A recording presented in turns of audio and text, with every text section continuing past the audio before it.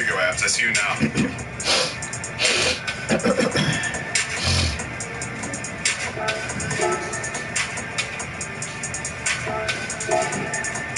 Okay, so all the decals are still the same. Solid.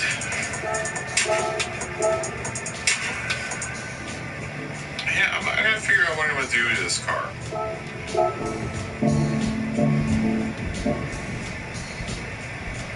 Did you just get kicked? I see you got in.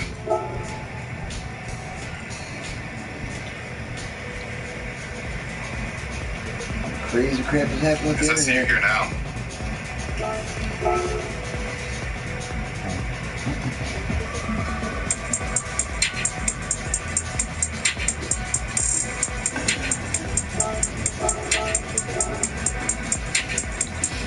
Wait for Dave. Scotty's still also in the midst of he's having a tea break. Tea time for Scotty. He's having a bit of tea and biscuits.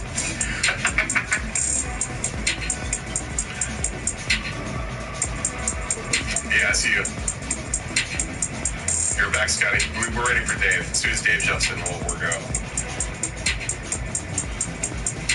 Oh, yeah. Yeah, put on hearts if you want. I kept the tires open. Figure why not, right? I'm gonna put the hearts on.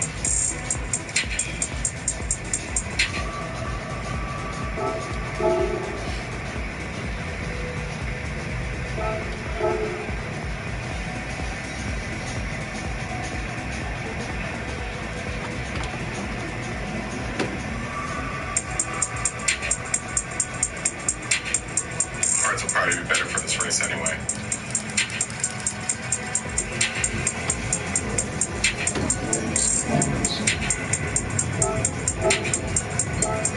Tea and crumpets.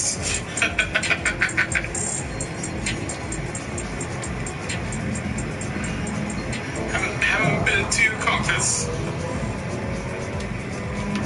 You know what the English dish I like?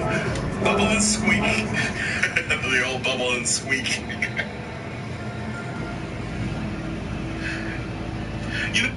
Why is the BOP doing anything at all if we all have the same cars? Question mark. I'm always 50-50. You know what Yuku tastes like to me? It tastes like cigars. It tastes like what would it taste like if you drank a cigar? Not that it's terrible, but it isn't good.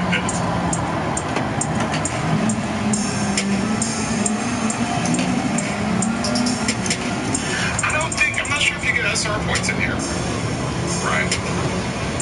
I don't think you do. I don't think you get SR points in the lobbies. Are we ready to go?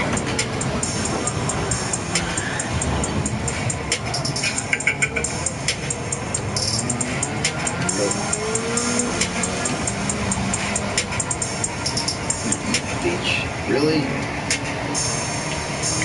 We're ready to go wet, Jonas. We're ready to get wet. Time to jump the pool.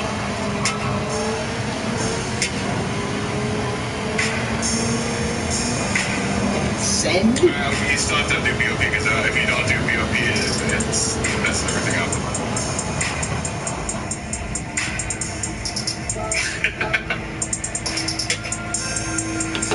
It's a BOP race anyway. BOP race tomorrow anyway, so tomorrow's race is the BOP. This is kind of a way of getting everyone used to their cars with the BOP on, because your car will act different with the BOP on.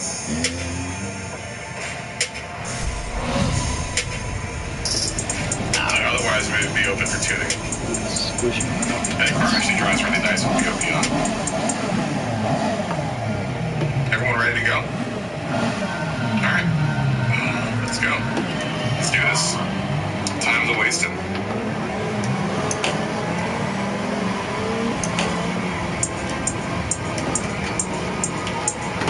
Time's a wasting.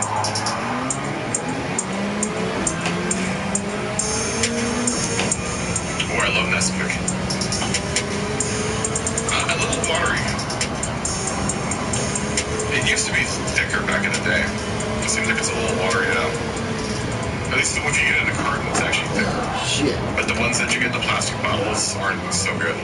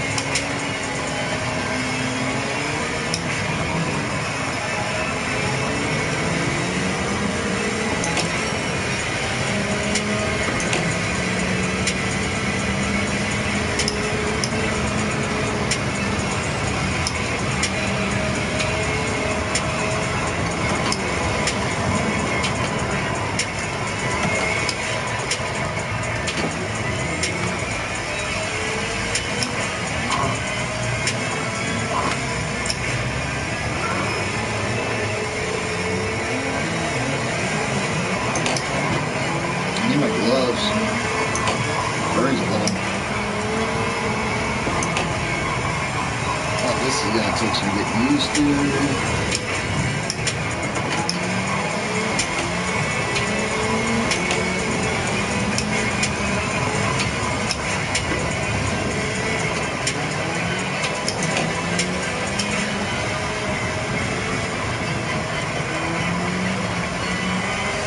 I need to take the dead zone completely out of the brake.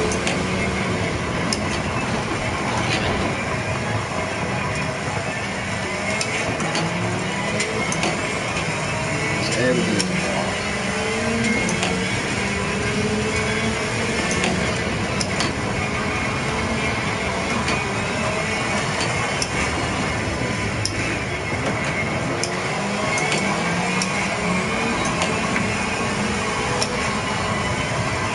It's right behind me.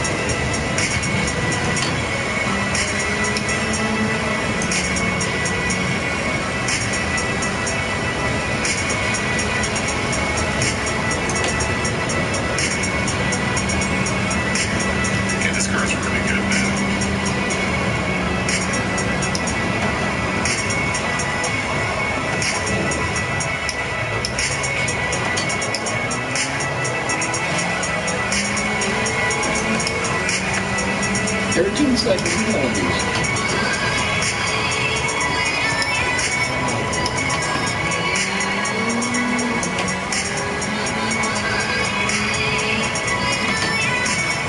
Oh, everything just feels weird.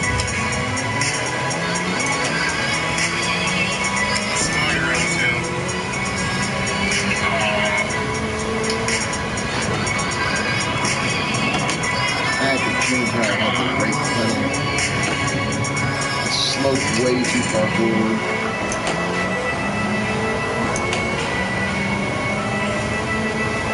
Way too much slope.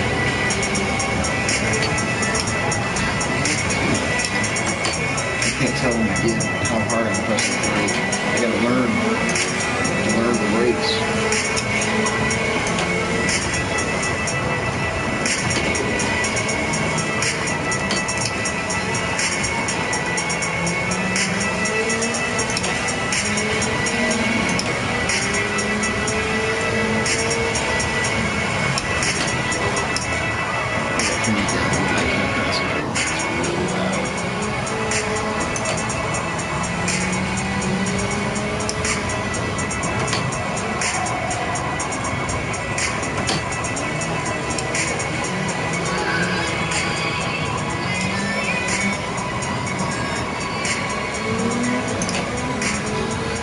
So I got my Thrustmaster T-LCM today, and I've got to get used to it. Coming from the T500 pedals, it's huge difference. Not only simply how the springs are arranged, so you can have a variable brake rate, progressive brake rate. I hate using that word, but you can set the brake springs up however you want them to be. And the load cell goes up to 100 kilograms. I'm nowhere near that. I still have to relearn my braking strength and my braking point as far as on the pedal. Because muscle memory is just completely out of whack right now. Completely out of whack. It's a different piece of hardware completely. So this is expected. And some people, like Boom, use the red springs, which are the hardest springs, and it ships with black and silver. It feels plenty strong to me.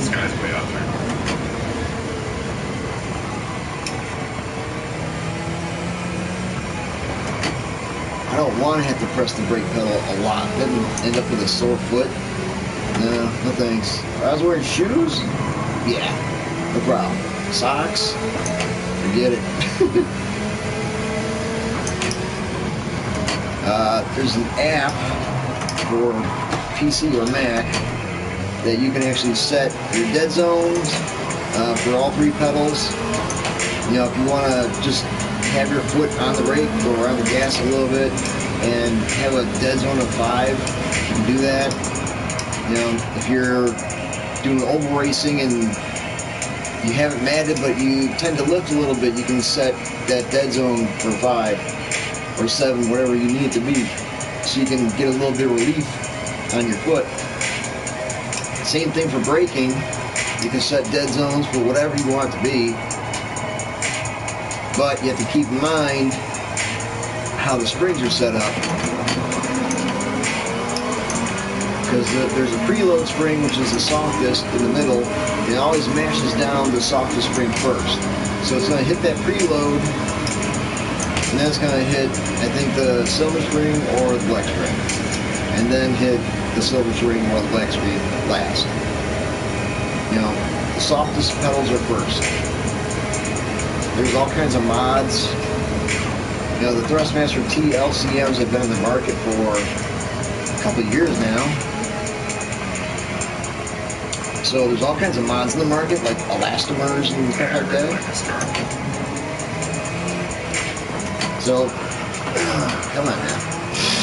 So the elastomers are supposed to give you a different sensation when braking. I guess it feels, you know, I don't want to say mushy, but perhaps more natural, like an actual car.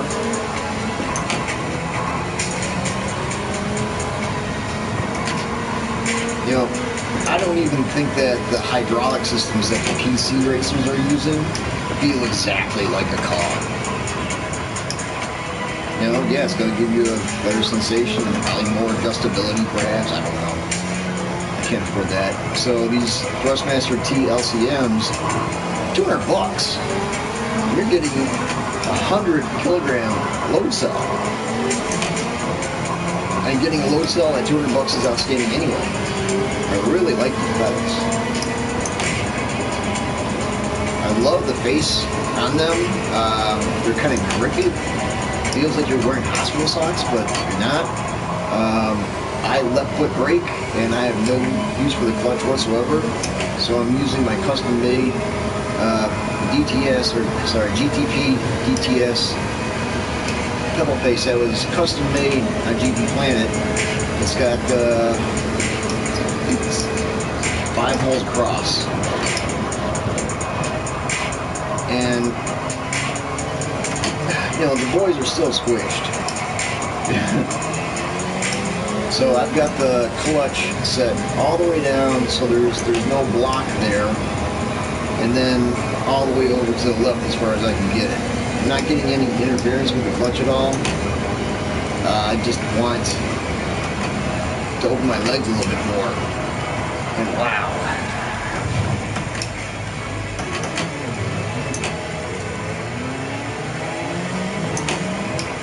Really like these pedals a lot.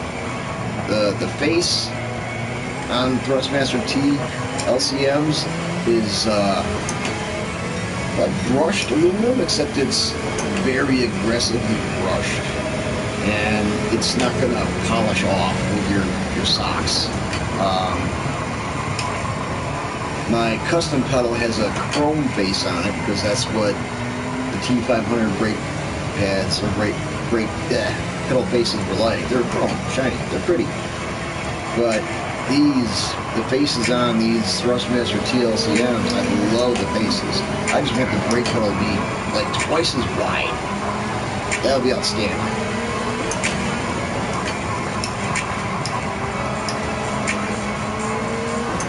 You know, the clutch cannot be removed, and the brake moved over. Okay, fine, I can deal with that, no biggie. But, you know, if there was a wider brake pedal with that same rough material. You know, I've got it set up, the brake pedal set up kind of awkward right now. I'm using the 20mm block, and I've got the wide side down, and it just doesn't feel quite right. You know, for me to hit the rest of the pedal, it's really far forward. It's too far forward. But that's my adjustability. You know, I gotta deal with that.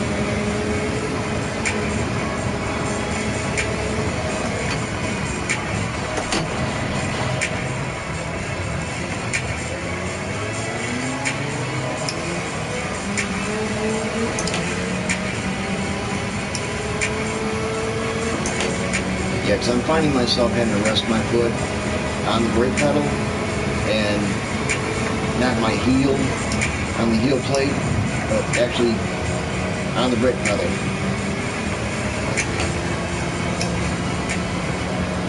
Actually, I'm moving it over to the clutch right now. Kind of like a you know, a fake pedal in a car. Oh, but the reaction to get over the brake is not quick. And it's hard. You know, even with the original springs, well, see, that's because I'm pushing only with the bottom, very bottom of that pedal when I'm pressing with the ball of my foot. If I want to get some leverage, I have to move my foot up and actually put it on the pedal. I can't keep my foot down on the ankle rest.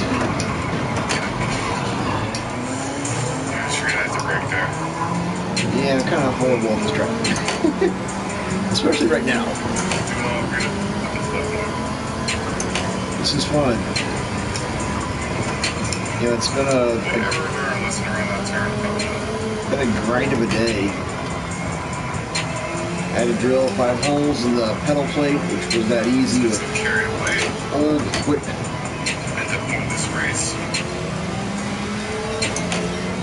At 19, sorry, 9. I'll 19 shortly. A little late with the crash, huh?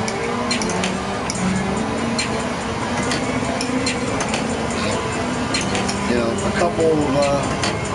a few 5 races with Tommy around Tokyo tonight. I'll become very familiar with these pedals, and I think my freaking knee is going to be sore tomorrow. That's not even using the stiffest springs.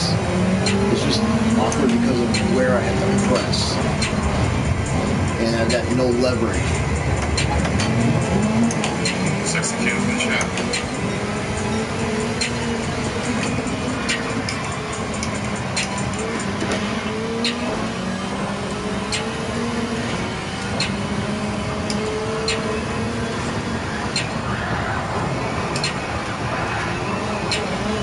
Got it.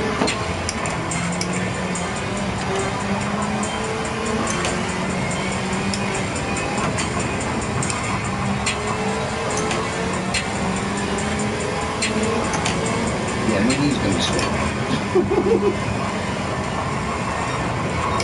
I don't know. I think I'll deal with the pedal face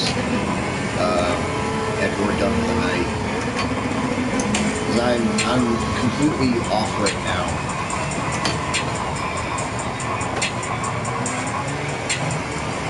Thank you. Yep, got it. Thanks, Dave. Yep.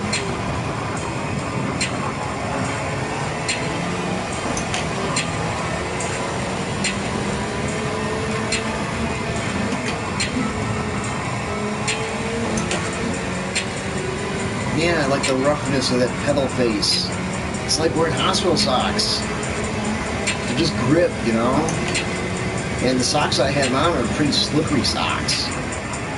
My Reeboks. They're kind of slippery. I wonder if Rock Ride makes socks for cycling. I bet they do.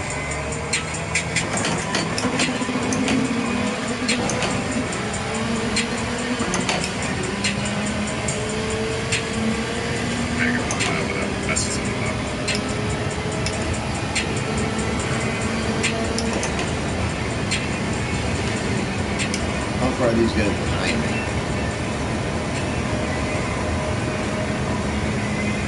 I want one clean lap without touching any damn thing. Except the curbs, which are sometimes dangerous. Oh shit.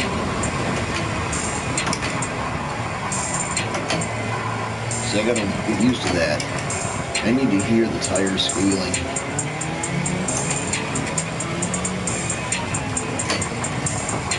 Oh my gosh, the pedal face is so screwed up.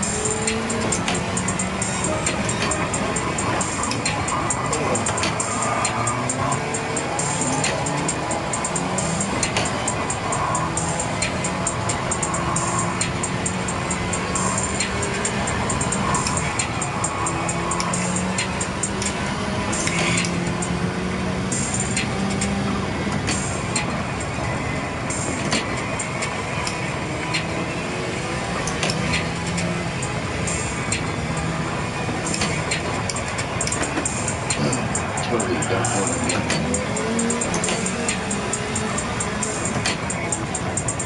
Wow, it's gorgeous.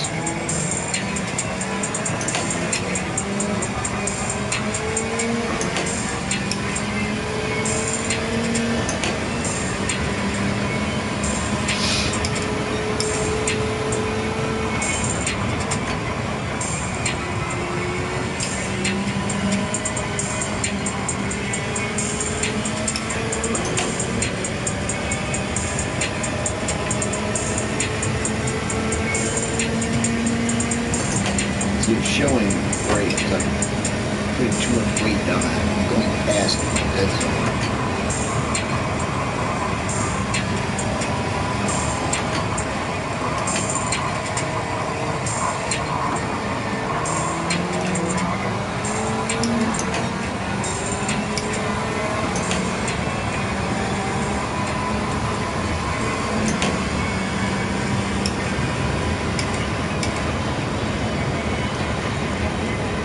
That's the beauty of these pedals. Unlike other pedals on the market that are, you know, similarly price point, you don't have a choice of springs. You're just stuck with what you got unless you pay extra and get a kit.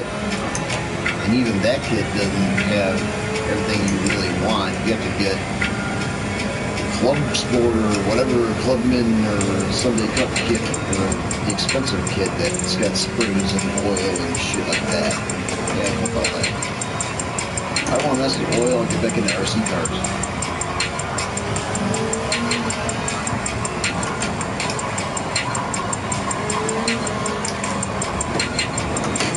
Oh, come on, get off. Quit making me with the wall, stupid.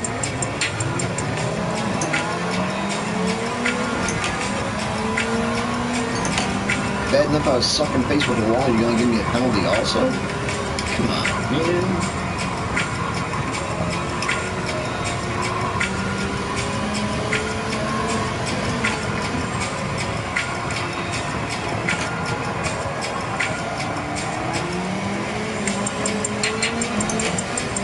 I also need to check and see if there's an update for my wheel.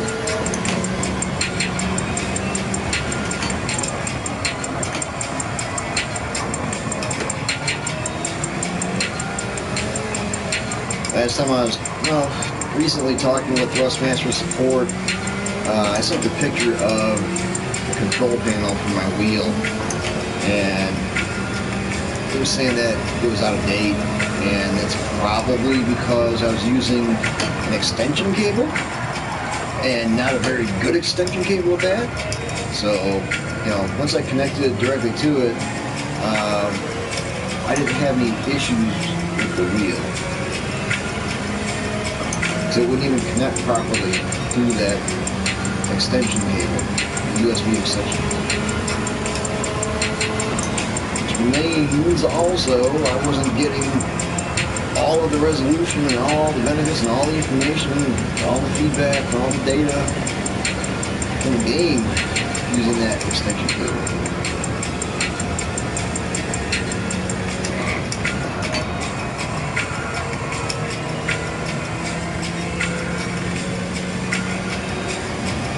So I'm kind of leery. I need to buy a multi-port USB bus. So I want to connect the hard drive, and I want to connect my wheel to it, and I have something else that I need to unbox. So I got controllers that need plugged into it too. If I'm going to be using a USB mic, that's got to be connected also.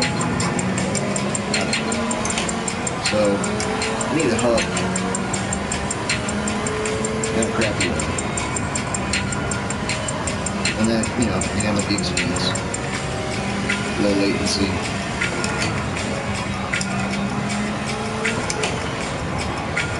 Thrustmaster's got some headsets also. Oh, come on, get off the freaking grass.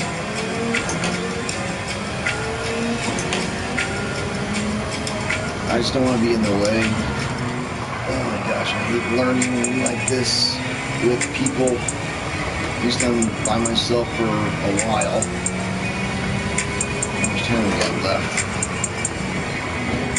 I can't see it. It should be dark right now. Against the bright sky. Can't see the fucking clock. What is it? Damn it. It's the fucking clock. Come on now. Gee, dude.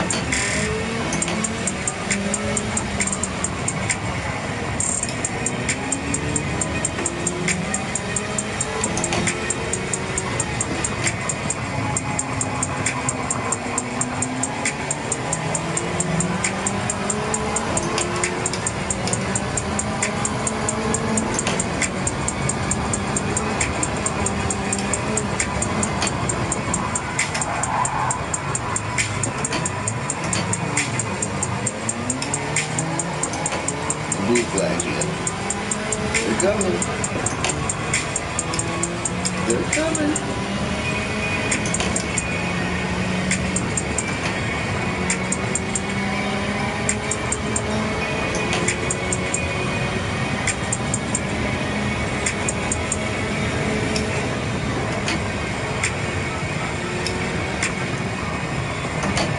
I can't do what I did before with the T500.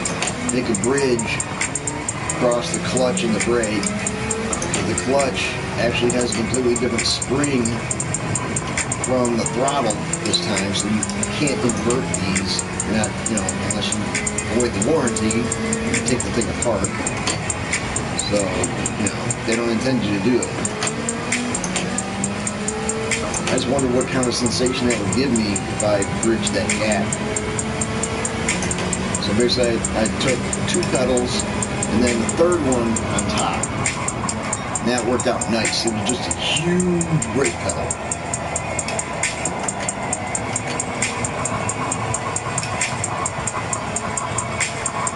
Maybe just add another element of braking or some crap.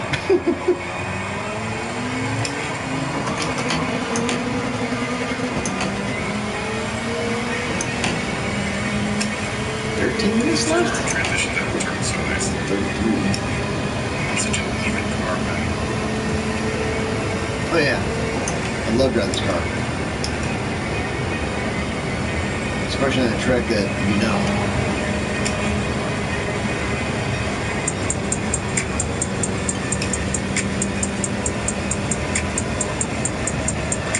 The only way to learn a track is to go on the track.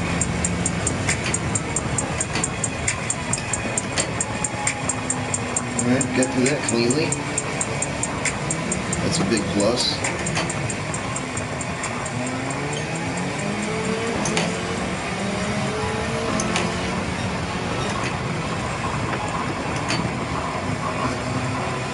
Looking for that blue flag.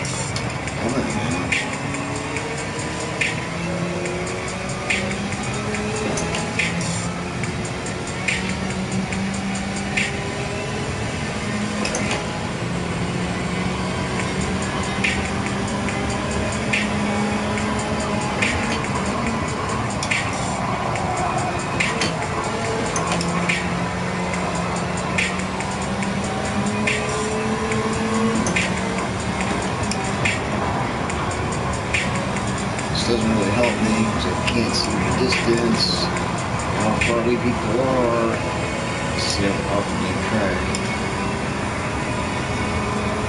I'm going to be focusing on that. It's not really in my grip correctly. Oh, don't worry, you didn't get into it. I'm just an idiot.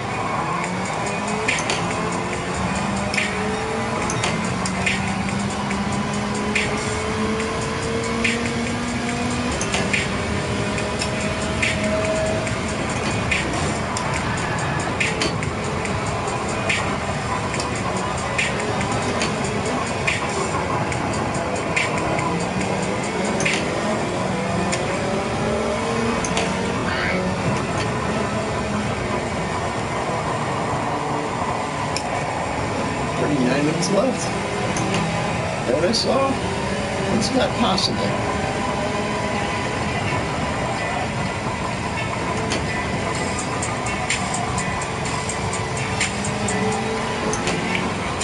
Traction controls on again. Gosh, come on. Yeah, this is... I gotta deal with the pedal situation. I just remember the shit with the traction control down. You need to you go into your main settings and change it there. At least in sport, if you changed it while driving and then restarted, it would resave it for you. This game always goes back to whatever it's defaulted at, how you have it set.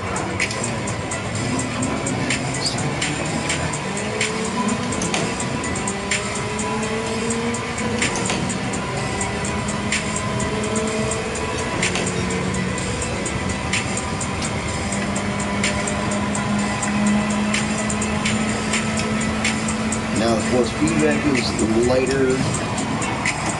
Oh, rocks. And I can't see behind me.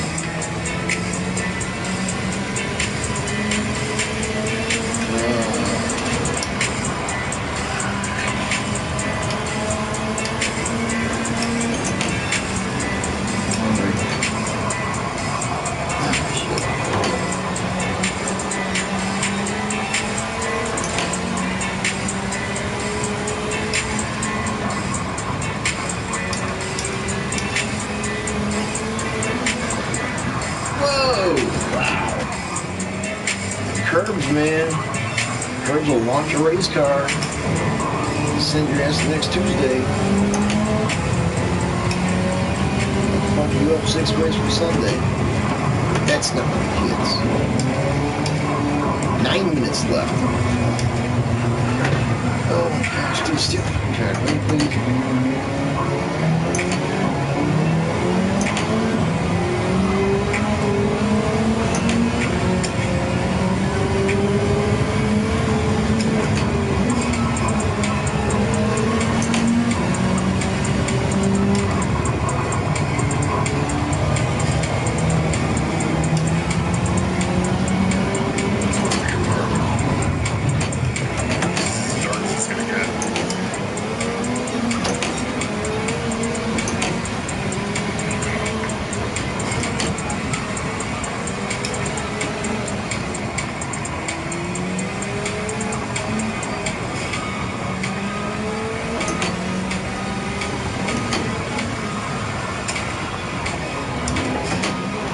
Isn't 24 hours of Nürburgring this weekend?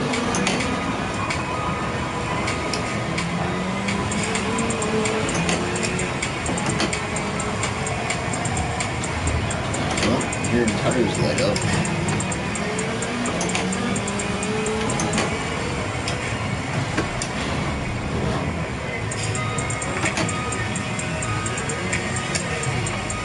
Check out the heck, speaker.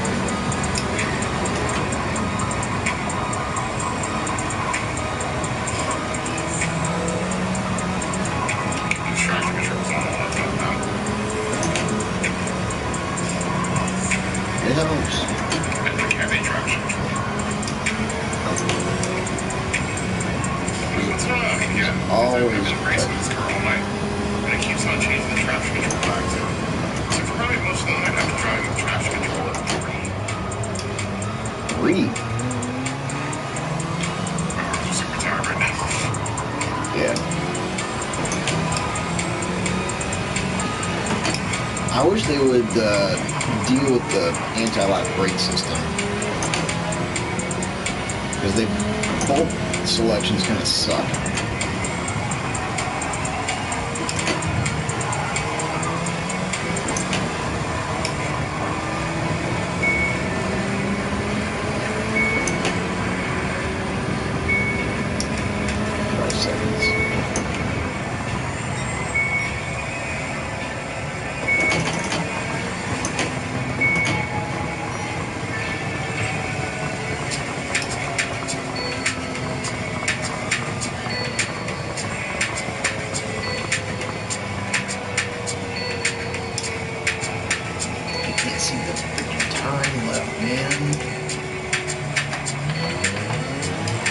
4 minutes.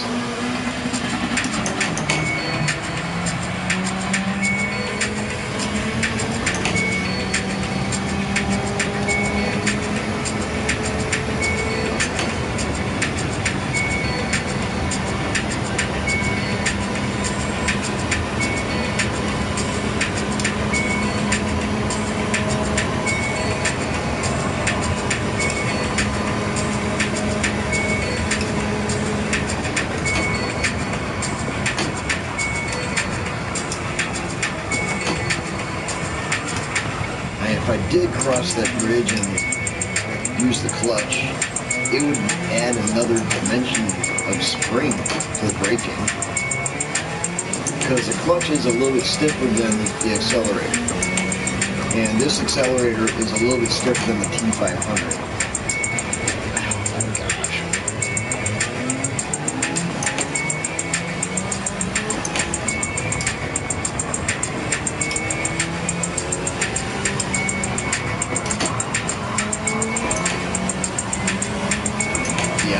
I'm loving these pedals.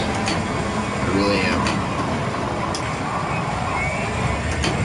And I like to tinker. I like to fine tune. So these are going to be great. And you could even like use 3 springs instead of just 2.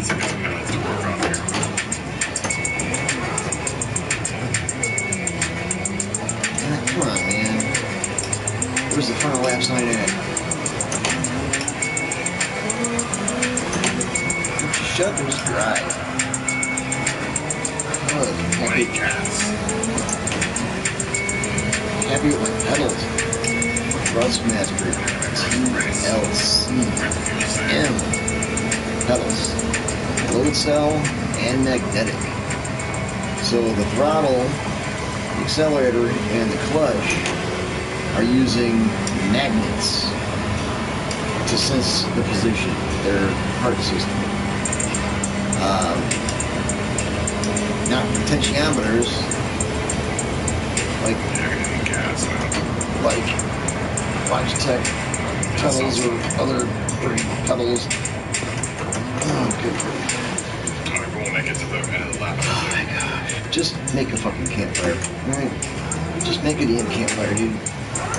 Oh my gosh, you're going wrong, stupid. We'll do tomorrow. Wrong way, dumbass. I guess we're gonna do the race tomorrow. I'm guessing.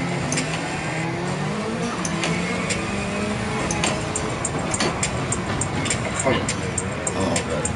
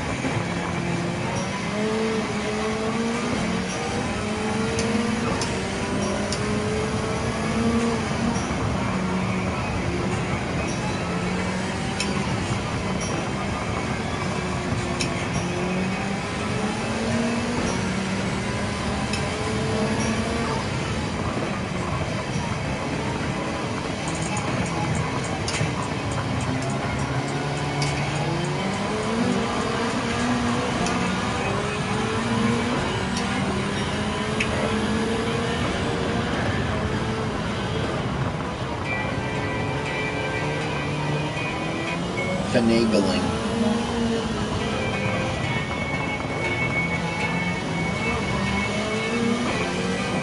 Yeah, it's funny, man. Black. With the wide part down.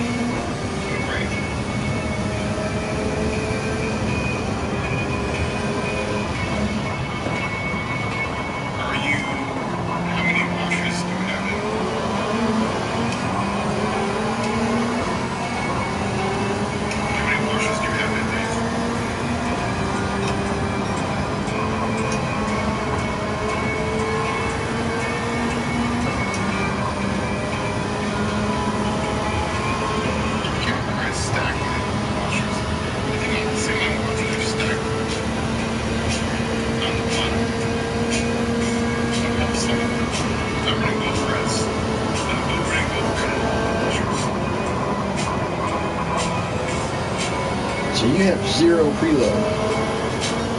So you have 0 preload.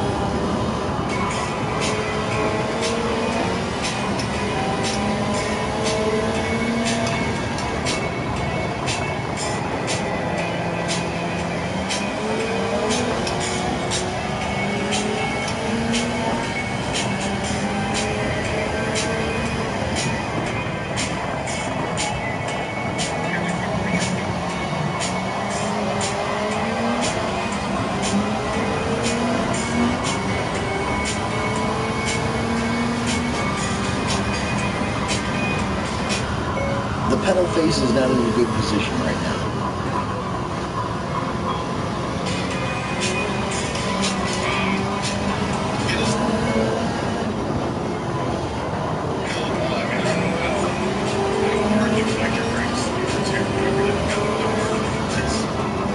The problem with the way I have the face right now, Colin, is there's 0 leverage.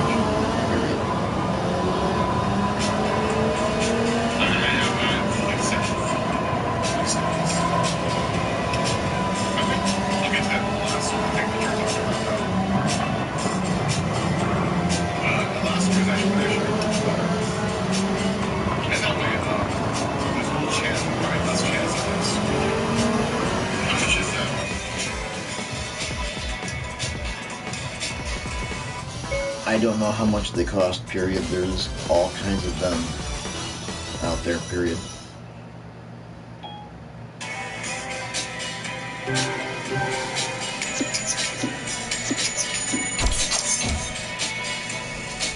Ooh, 5-star. I have preload. Yeah, there's a preload. I mean, look. My preload is like real small though. See, this is my preload right here. Right before it hits it. Right? It's real small. Because I rest my foot on top of the brake, so I don't want me resting my foot on my brake to load too much. Right? And that way it makes moves like that a lot easier.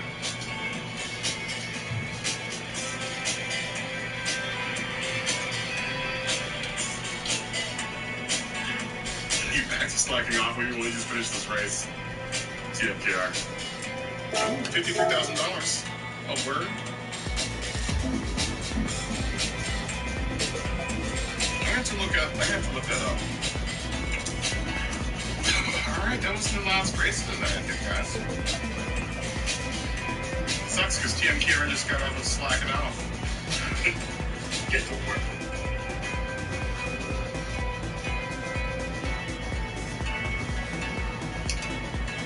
What just ends? The race? Yeah. Well, there's a 2-minute counter. Yeah, you got third. Well, you know you got fourth. Abs got third. Good race, guys. Good race. Or maybe you did get third. Smoggy left. I think Smoggy got disconnected. Nice. Yeah, that will conclude our night of racing, fellas. And girls, if you're out there. Ladies.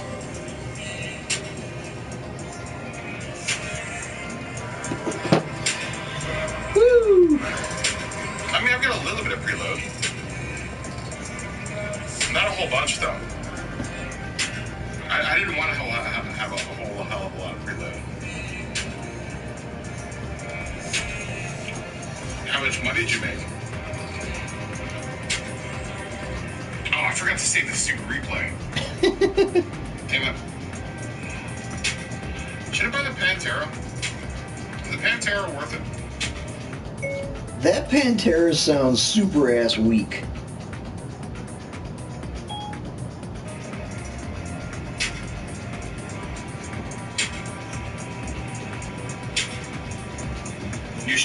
Unless it's a different Pantera, comma LOL. Dave, they're gonna help you drive a whole bunch. Being able to know where your brakes are.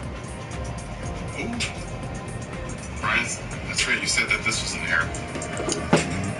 I mean, it wouldn't be a Gran Turismo game without one.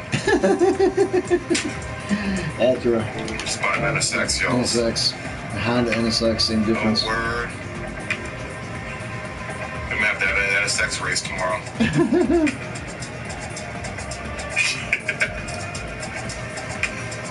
Oh, word. NSX.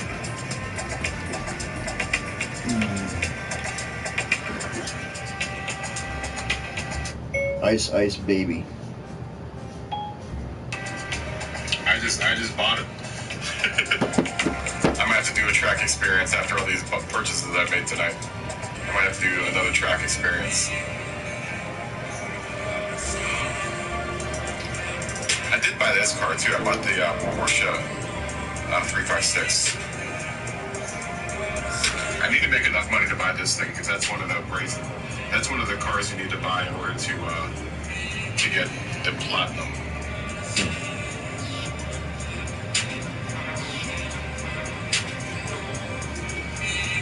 This Pantera isn't very good.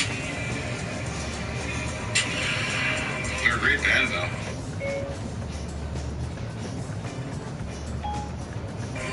Yeah, that's what I'm talking about. It's a different type of Pantera. There's a glitch on Daytona Circuit Experience 1, Sector 1. What's the glitch? I think I'll do another circuit experience tonight. Dave's on the wheel. He just got a set of same pedals that I have. He got T-LCM pedals. Yay! The load cell pedals for the Thrustmaster. Yep.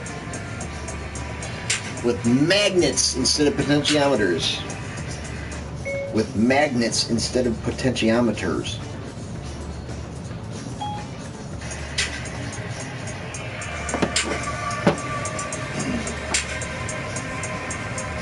Just go straight through the turn, arrow signs.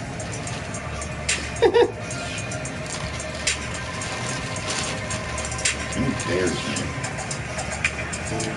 Let me take a look.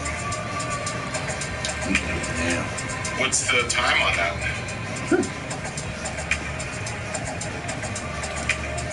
Let me see if you show up in my my leaderboards. Maybe I'll do Daytona tonight. Make another cool mill.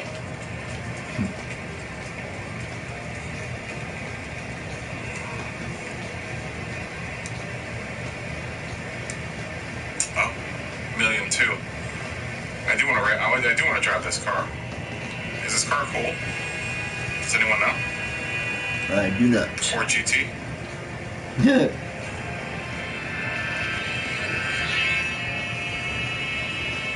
That car wants to kill you.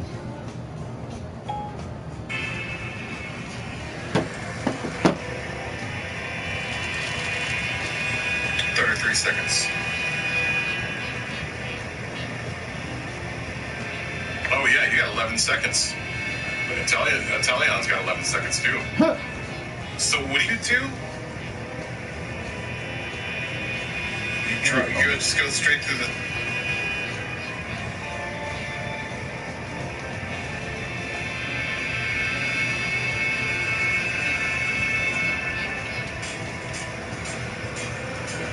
You just drove straight?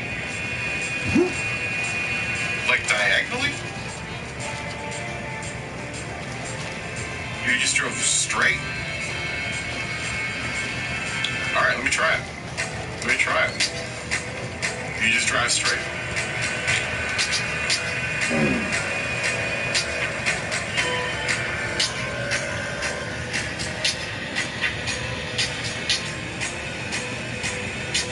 Like straight through here. Oh, look at that. What the fuck? Look at that. The fucking shit is that? 11,140, baby. It just knocked you out of the let's see if we can beat Italia. That's funny.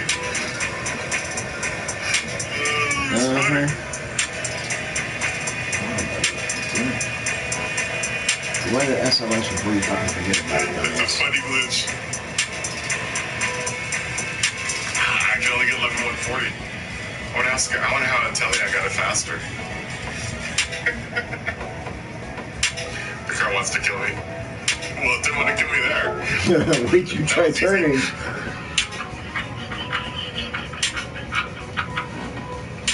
Oh, that's funny.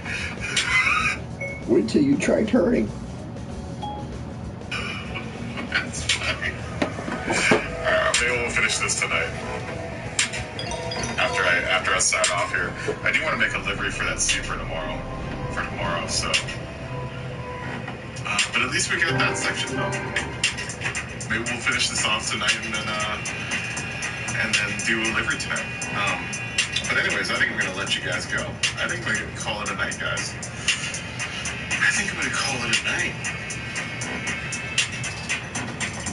That's fine. That's fine if it just works for sector 1. As long as one sector's down, I don't have to do one sector. That's fine. That's fine with me. Anyhow, we're gonna call it a night, guys.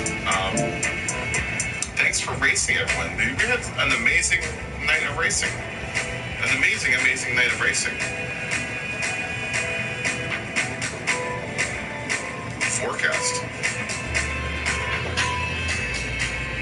I think tomorrow we will, I probably will do the Group 3 race.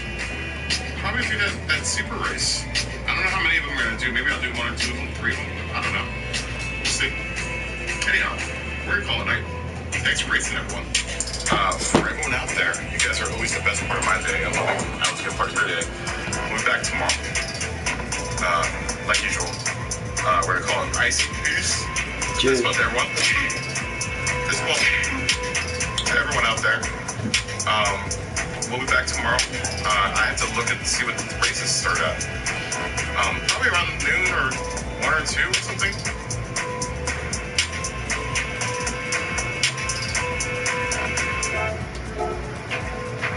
Why don't I try 20? You don't have to turn through that. Anyways, guys, I'm going to call it a night. Good night, Abs. Thanks for racing, Abs. But everyone else, everyone have a good night. Take it easy. Stay healthy, stay happy. Continue being awesome to each other. I'll see everyone tomorrow. Good night.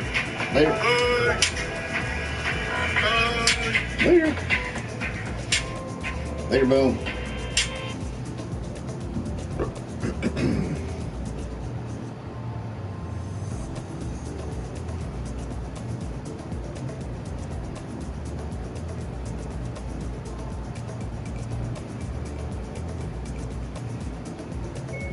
During my stream, I was talking about the pedals, period.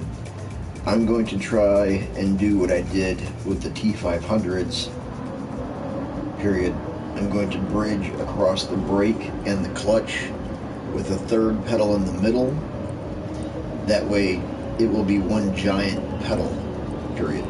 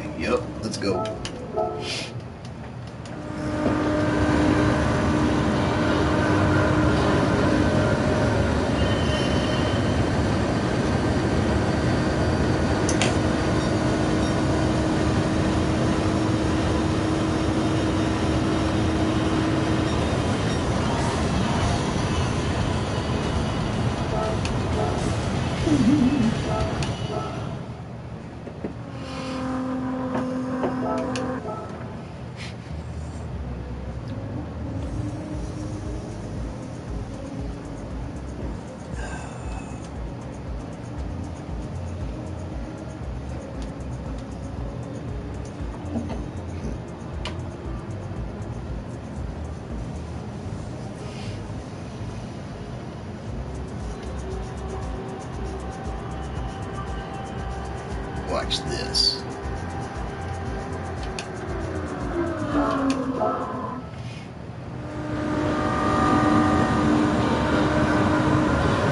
Circuit experience.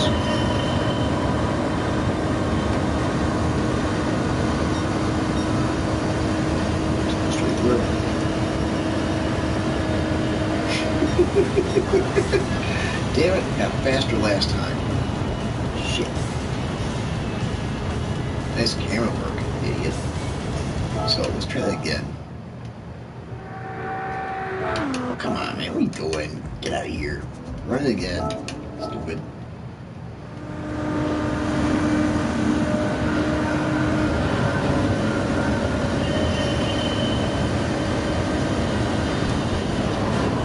I'm driving with my phone. Through my phone.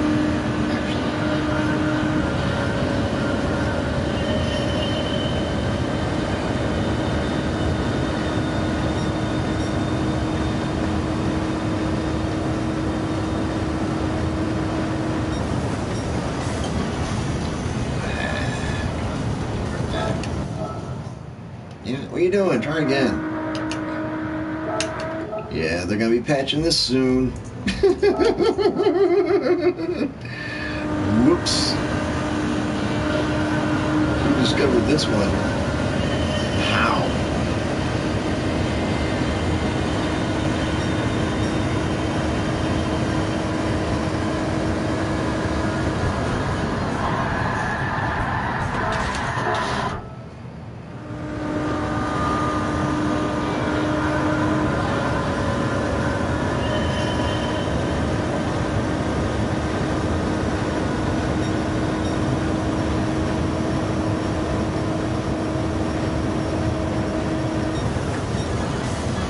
Ooh. Nice. Let's see where we stack up.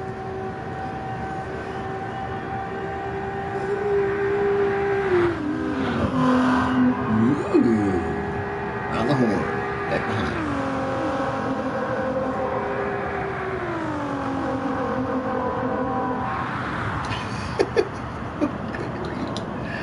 How long has this been like this? That's the question. Let's go over to rankings. Everyone's doing it. Well, almost. Yeah.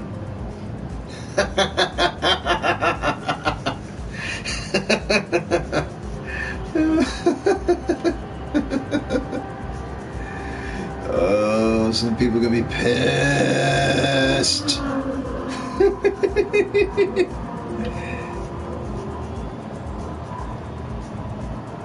They're gonna be pissed off.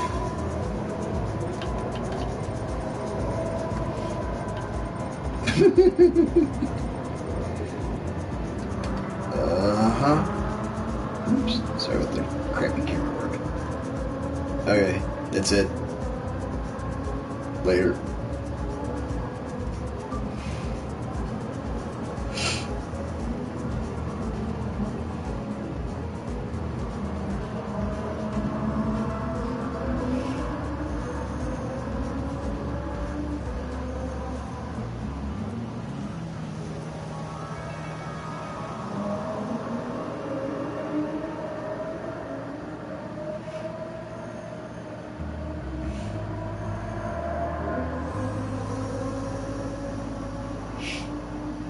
I wish I could, like,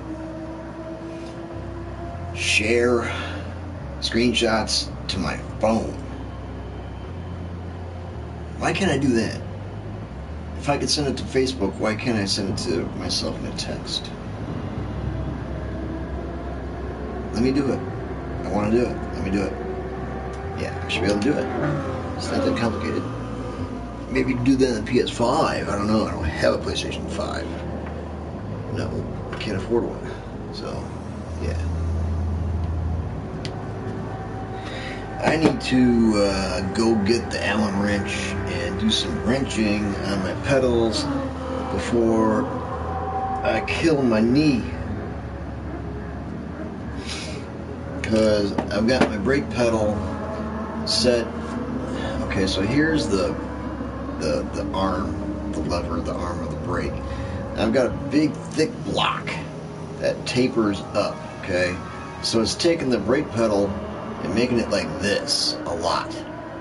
So my toe is pressing here on the edge of the brake, and it's not pressing much at all, and I gotta push a lot.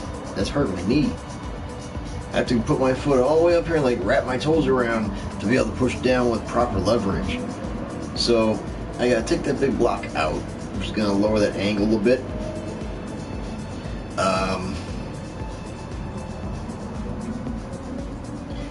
Play with the height. I need to lower it some because I got teeny tiny feet. Not gargantuan feet. I got teeny tiny feet. I'm also thinking about how I can bridge that gap between the brake and the clutch, like I did with the T500 pedals. So I have big pedal going across the middle of the two, and that makes the whole thing one big pedal. Now this is the interesting point to that. The clutch, it should not be active in GT7. I don't think it is. Unless you just want to go through the motions and, you know, whatever. It never did it before with the T500 pedals. It was always just a bridge. These pedals, the Thrustmaster T-LCMs, are not meant to be inverted like the T500 pedals can. So the T500s, the brake is the key springs, but the accelerator and clutch are the same spring. Now with these, the Thrustmaster T-LCMs, load cell, magnetic, these are completely different. So the clutch has a stiffer spring than the accelerator does.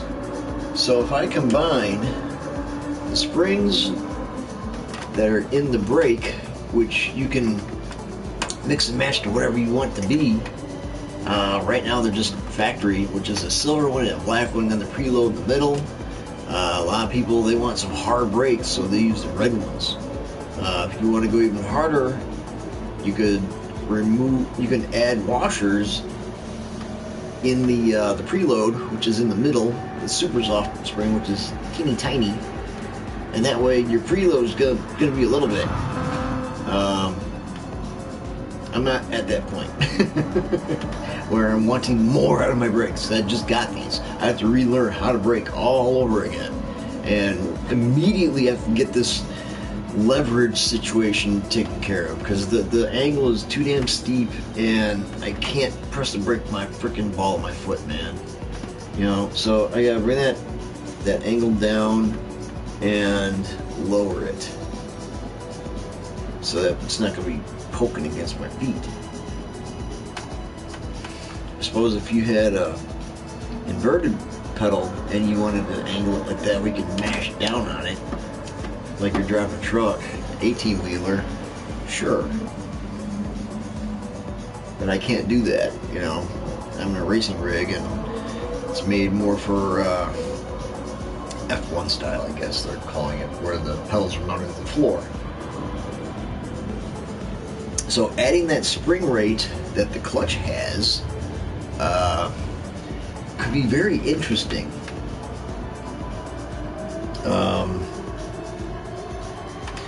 So the preload would hit first, and then the clutch spring would engage, and then the silver spring would engage, and then the black spring would engage, the way it's set up right now.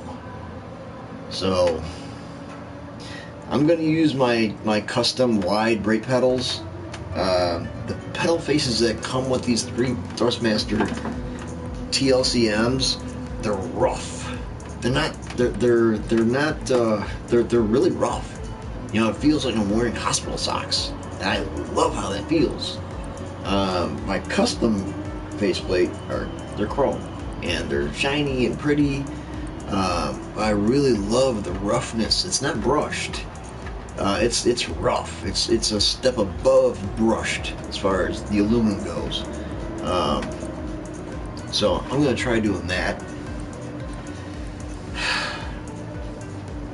I don't know if I want to live stream and do all that and waste your guys' time, but I have got to switch that around at least and deal with the the angle situation immediately. Really, for me to use full brake, I gotta put my foot on the brake and get my toes above the pedal face. Just doesn't feel right. Doesn't feel right because I don't have enough leverage. So I have to deal with that. Oh, crap. I don't know. I think I'll just end the stream here, and then if I feel like it, I'll start up another one. Yeah, that's stupid. That's absolutely stupid. Stupid. Come on, just get out of here, please. I want to do one thing before I sign off. I want to, first of all, thank you for watching and tuning in, for liking, for subscribing, for following, all that jazz. I'm really pretty excited about these brakes right now. Thrustmaster T-LCMs. Load cell. 100 kilogram. $200. It's outstanding. It's absolutely freaking outstanding. Alright, so let's go jump out of this car and then jump back into this car.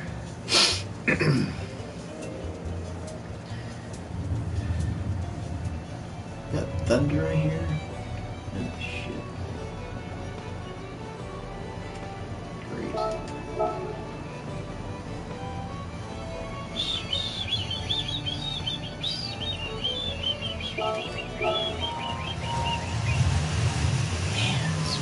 Vicious. Yeah.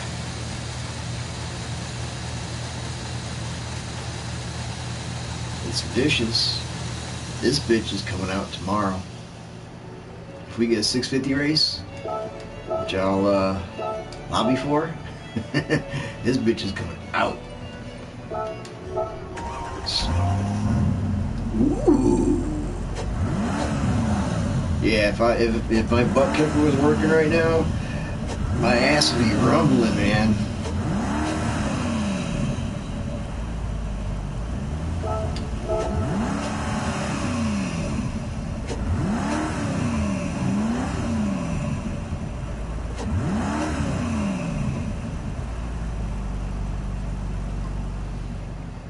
Huh. Alright, let's go paint this sucker. Let's go paint it. Let's go paint it. Let's go paint it. What color are we gonna paint it? Chrome, something or other.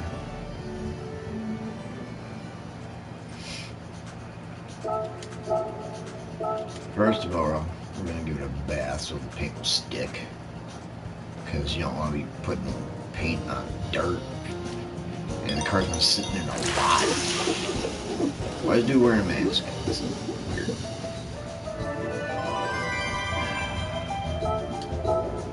Oil.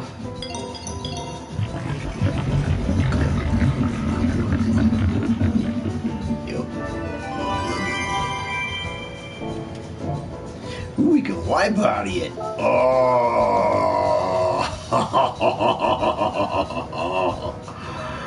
Oh, yeah. Huh.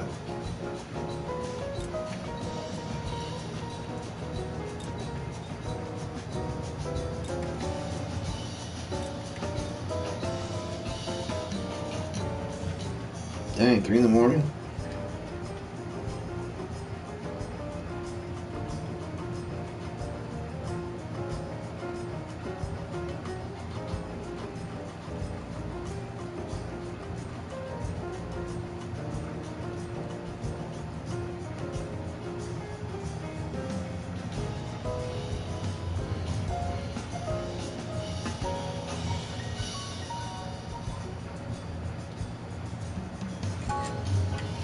Post this on Discord. Yes, give it to me. Give it to me, baby. 100,000? Holy shit!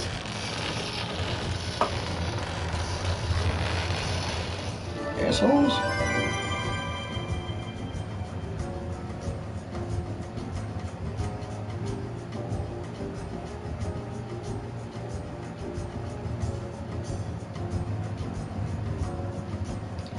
I hear thunder.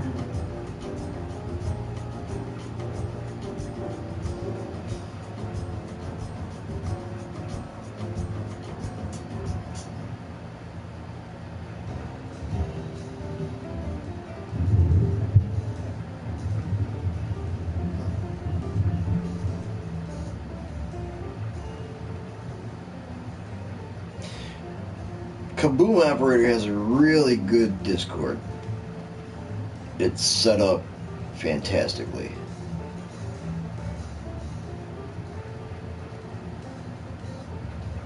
Okay, livery showcase, so okay, fine.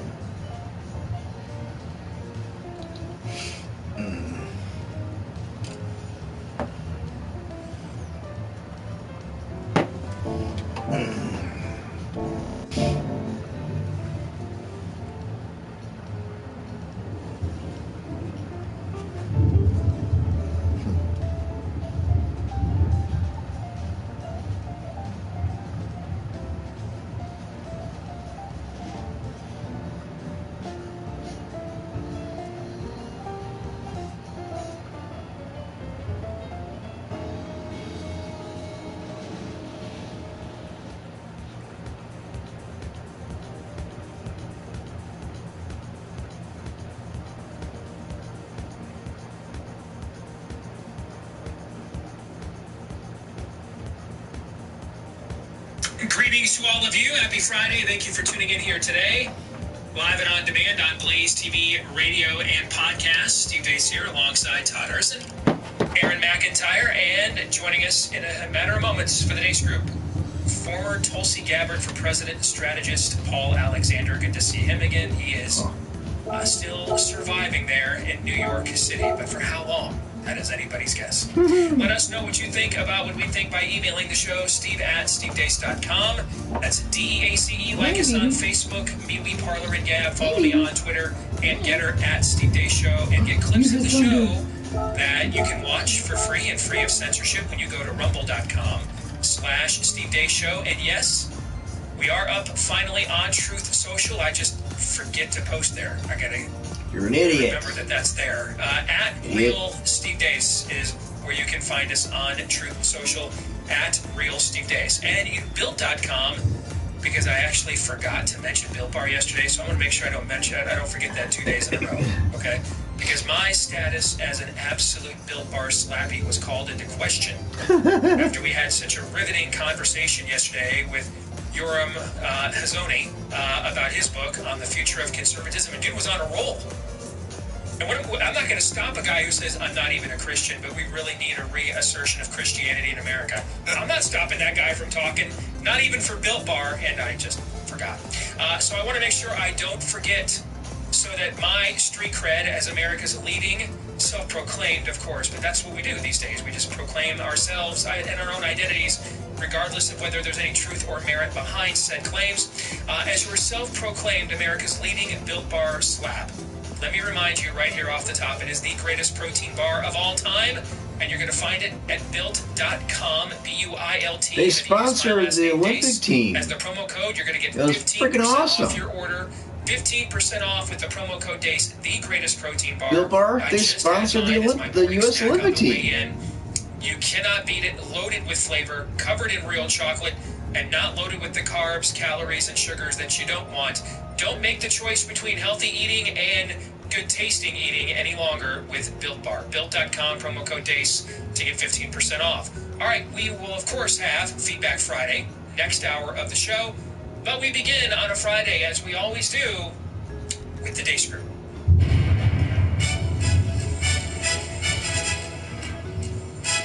Wow.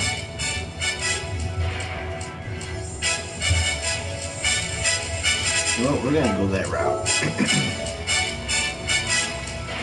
Your weekly look at the week that was begins with issue 1, Bleep, Lord Nefarious says. Okay, hold on. You love it.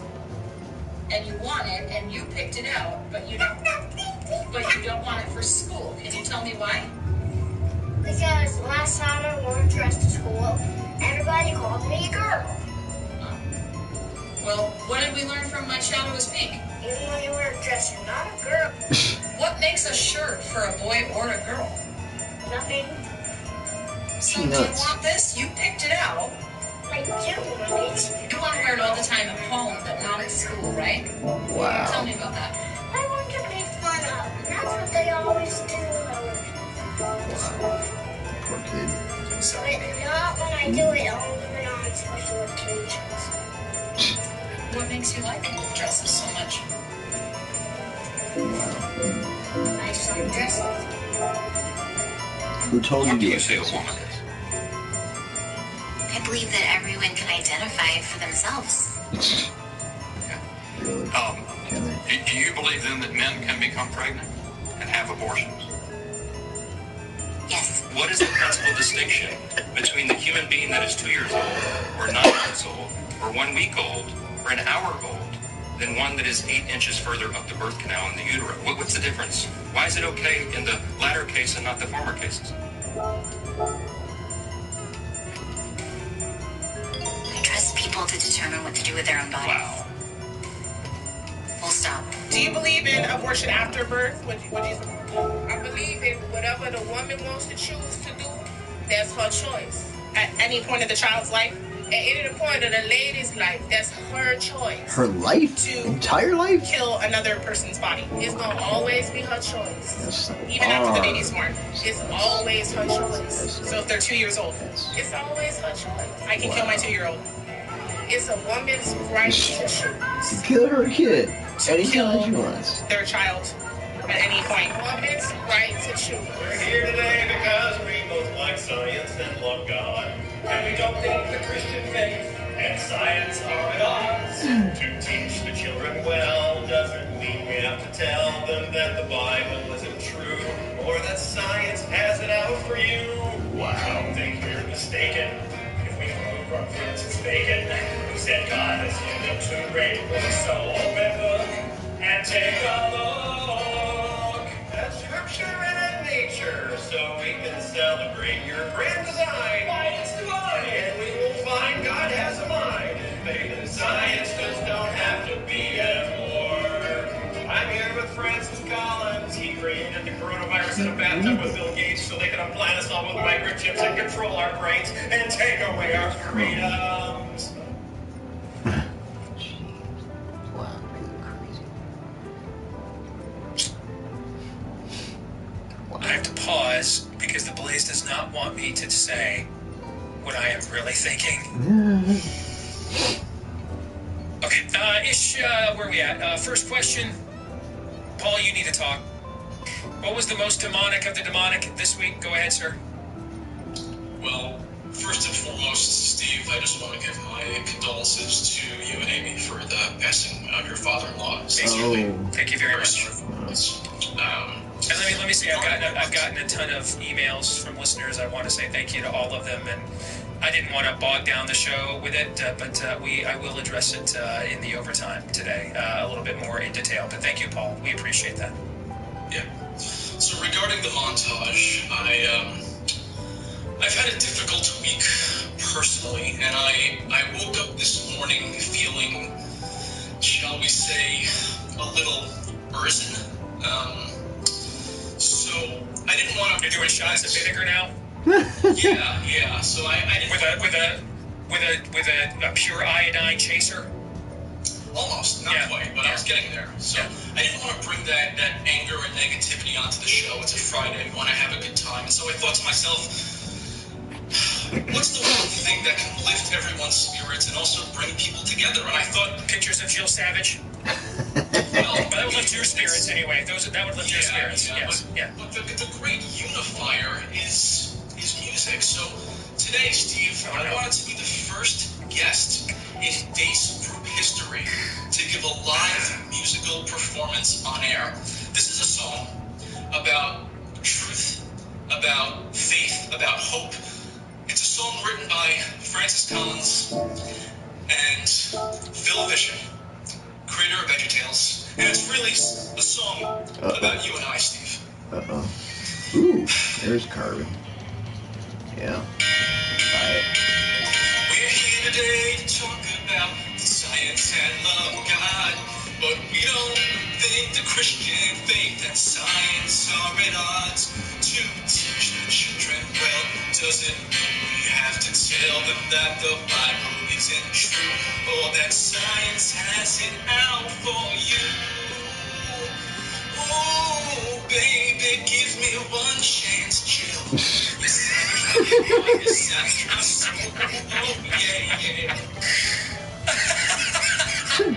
You'll find God has a mind. His grand design is so divine, and faith and science just don't have to be at war. And Dr. Oz is one of us. Should we say more? Thank you, Pfizer and Moderna, for the cure. Now get your booster shots and wear Fuck that. mask outdoors. Idiot. Shut up. That was good. That was even kind of in tune. That was good. Horrible. That was good. I hope I can heal you in your broken heart. I do. I think I've just been slain in the spirit right now. In fact, while you're on the program. Thank you, Benny. Todd? It's impossible to pick on that one. So you were, when the camera was not on as that was rolling, you were kind of losing your stuff there a few minutes ago. Yeah, but you were right, Paul. Waking up, Erzin. That's how you know things are right in your world. But right out of the gate, that mom and her son, and just multiply that by the teachers that are doing that to all kinds of kids who aren't their children. Yep. You are dealing with a wickedness that is unparalleled in all of human history. I know that's really, really hard when you just heard that the gaslighting from Collins and VeggieTales guy. Or Paul and Tempest Cyrano de Bergerac, Jill Savage, but yes, yeah. Gotta try. Because that is I respect the game. I respect it. Go ahead. Because that is gaslighting. They're telling you that those crazy conspiracy theorists over there, which is their only thing they're going to be able to say, the more obvious things become. It's just going to be pure psychological warfare. They have to try to make you be afraid of 1 + 1 = 2. It's like thinking that, believing that means you're a racist. You are being experimented on. Your children are being... Look at that boy. Look at the goodness in him. Try to fight back. And the person that he all knows he's linked to more than anybody in his life is just actively sabotaging it. That is evil that, as Boromir once said, does not sleep. You must defeat it. And I don't know how much time there is left. Aaron. My brain is all over the place with watching that montage again and watching Paul. It's kind of hard to narrow down here. I will say that the Francis Collins and Phil Vischer thing is not a departure from what we watched for the previous 2 minutes. There's no difference in the gaslighting that Todd just pointed out of Phil Vischer ostensibly making fun of the same people, the same believers who made him probably very rich. Yep. Making fun of them, denigrating them. As if anybody who has any problems with the science automatically believes that Francis Collins and Bill Gates made COVID together in a bathtub. That's what he's saying there. That's what he's saying. There's no difference between that, really, and I believe in a person's right to do what they want with their own body. Full stop. There's no difference. It's the same spirit of the age driving both of them. So, probably the Francis Collins, Phil Vischer. Let's get to the exit question. On a scale of 1 to 10, With 1 being the odds we will ever see a man get pregnant, and 10 being the odds that Lindsey Graham will never impregnate a woman. Rate this week's level of total depravity, Paul. Steve, the longer you continue to put me in these uncomfortable situations with your mischaracterization of Lindsey Graham, the longer I have to make you uncomfortable. So I'm going to make a confession right now to you and your audience. Do you know that on my nightstand, I keep a framed 8x10?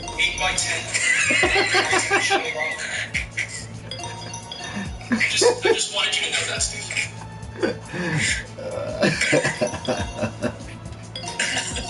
You do this to yourself, Steve. You do it to yourself. I do. I walk into it every single time you're on here. I do. Actually, they do it to me every single time you're. Really? No white fluorescent, man? Really? No white fluorescent? Some of that shit. Tim. You know, there is a new app right now that is a really cool idea as we're talking about transforming the marketplace. For example, did you guys see Netflix did a bunch of woke layoffs the other day? Yeah, I guess, you know, losing double digits of your share value over the course of just a few months will finally maybe get your attention. Well, if you want to, just about anywhere going in a country, find out if there are businesses that you can do business with who share your values. There's this new app that you can download for free right now. It's really cool. It's called Public SQ for Public Square. Public SQ for Public Square. It's in the Apple App Store right now, as well as the Google Play App Store.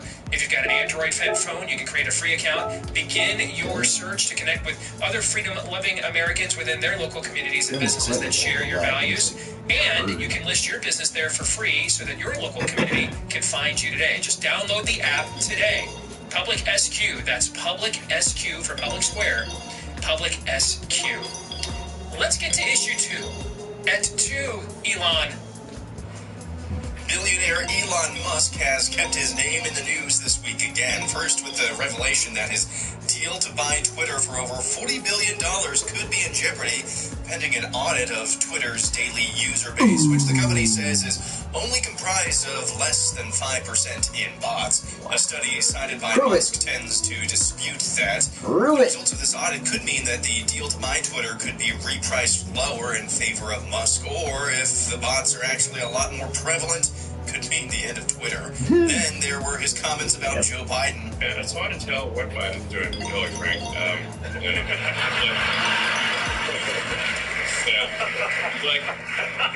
I feel like it's weekend at Bernie's.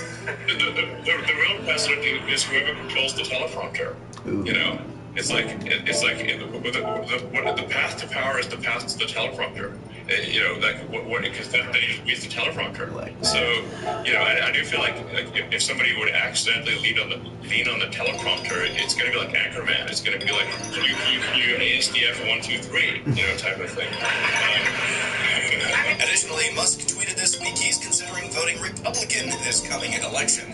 Anyway, here's Steve on April 29th. My prediction is there's going to be at least one attempt between now and October, when the sale would be scheduled to go through. There will be at least one attempt to Kavanaugh Elon Musk. At least one. Yeah. In the next 6 months, there will be at least one attempt. Last night, Business Insider published the following. A SpaceX flight attendant said Elon Musk exposed himself and propositioned her for sex, documents show. The company paid $250,000 for her silence. So she shut Did he offer her a horse? Oh, yeah. Yeah, he offered her a horse or something is the claim in the story there. So I am fascinated watching this, and I don't mean to keep going back to the same well over and over again. I think this is the 3rd straight week we've had an Elon Musk topic here on the show, but I am fascinated watching this take place. The guy is literally going out there. He is calling his shot on how they will come after him after he says something, and then they actually go and do it like the very next day. He's done this on 2 or 3 different occasions. Yesterday, he posted a meme. You want to talk about burning bridges, man. He posted a meme yesterday. Ladies, mansplaining actually means that the man is explaining. Okay? I mean, there are, hey, you want to say you're frustrated about record inflation, so you're voting GOP and all that other stuff. That's one thing, man. Okay, but But now you're going to literally step on Shibboleths and smash him with the heel of a steel-toed boot in public and rub our noses in it. Them's fighting words. So, I mean, he got, I think, de-wokeified from that ESG consortium on Wall Street. Yep. This has just been extremely fascinating to me to watch. So, for a first question, does the world's richest man, do you guys think there's an end game here? Has he undergone some sort of spiritual or philosophical awakening? See his chummy relationship with the Babylon Bee, which originally began as a Christian satire site and has continued with that, but has expanded beyond just, mocking some of the most mockable and deservedly so aspects of modern American Christianity, but to broader cultural content. Or is he trying to take over Twitter and now announcing he'll be voting Republican? Are these just simply reactions in real time to what's become of Democrats, and he's just, like a lot of Americans in this particular cycle, he's just richer than all of them. What do you think's going on here? Todd, I'll start this time with you. Well, being richer helps a lot. I mean, having that FU money is just kind of can make you bulletproof in a lot of ways. But we've seen this comedians, we've seen this, even though on the pro-life issue, you just lamented how he lost his mind. But what's the Barstool Sports guy did? Portnoy. We got COVID. Yeah. We saw him have epiphany. Yeah. I think everybody. But now he's come back and said, "Hey, if they overturn Roe, I don't care what the economy is. I'm voting Democrat." Yeah. I know. So it happens to different people, different ways, different times, but you're finding out, honestly, what this is actually just a real guy. And this is important to say in light of, we have for so long think a real grandpa Christian is that musical act that we just saw. We believe that. And there's is there any Old West at all in our sensibilities? We're on the path to finding out money. I'll just leave it there. But go ahead. But I've just started watching with my wife 1883. Uh-huh. And just the uncompromising nature of reality back then. If you could not man up, and it's not just fists and guns, there's that too, but you just could not put your life on cruise control. It was impossible. And now we think that we can. And a guy like Elon Musk has as much money to do that as possible. But he's not.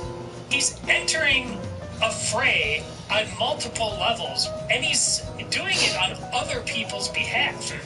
He's saying this, the version of reality you're selling me just sucks. And I want something better, not just for myself, but for other people. That is just being a guy. And we find that with DeSantis as well. DeSantis there's no talking points. There's no agenda other than I'm sick of this, and I'm setting the terms, and I'm gonna find you, and I'm gonna win. It's damn refreshing, and it can look in a lot of different ways. Elon Musk is not Ron DeSantis, is not Steve Dace. Is he James Woods? Because that's kind of what you're describing, is the transition that James Woods made from the 80s to the public persona that he has today. Yeah. So, Paul, your perspective on this, I think, will be the most fascinating, all right? Because you come from a side of the street that we don't necessarily, and you talk to people that we don't necessarily. So, what's your view of this? More than likely, it's real-time reaction. He's simply noticing where the vitriol that's being directed at him is coming from, and it's almost exclusively from the left, and for the sin of what exactly? Championing free speech. So if that's his personal experience right now, why would he continue to vote for the party that is actively fostering this culture? Based on what I know about Elon, he appears far more like a libertarian than a Republican.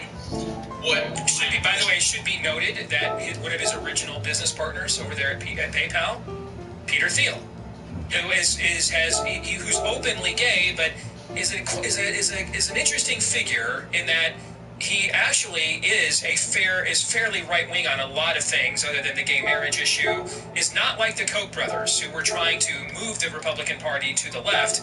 Thiel tends to promote and fund a lot of hard right or pure MAGA candidates and causes. And so he has, and that relationship, of course, goes back to, the early 90s. We're going back 30 years.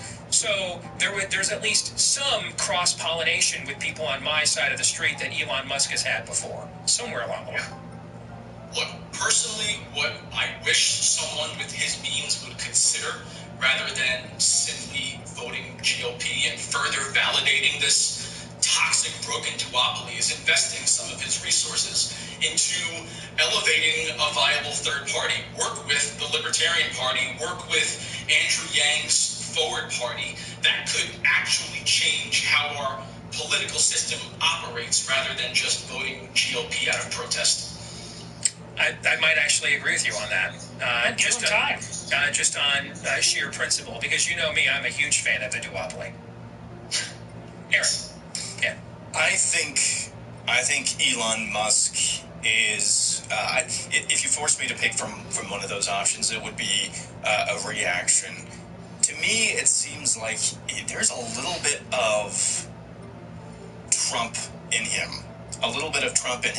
Where he, in the sense that he is just unafraid to challenge shibboleths, just to step on people's toes, in that sense, without the gratingness necessarily of Donald Trump that he's always brought to the table.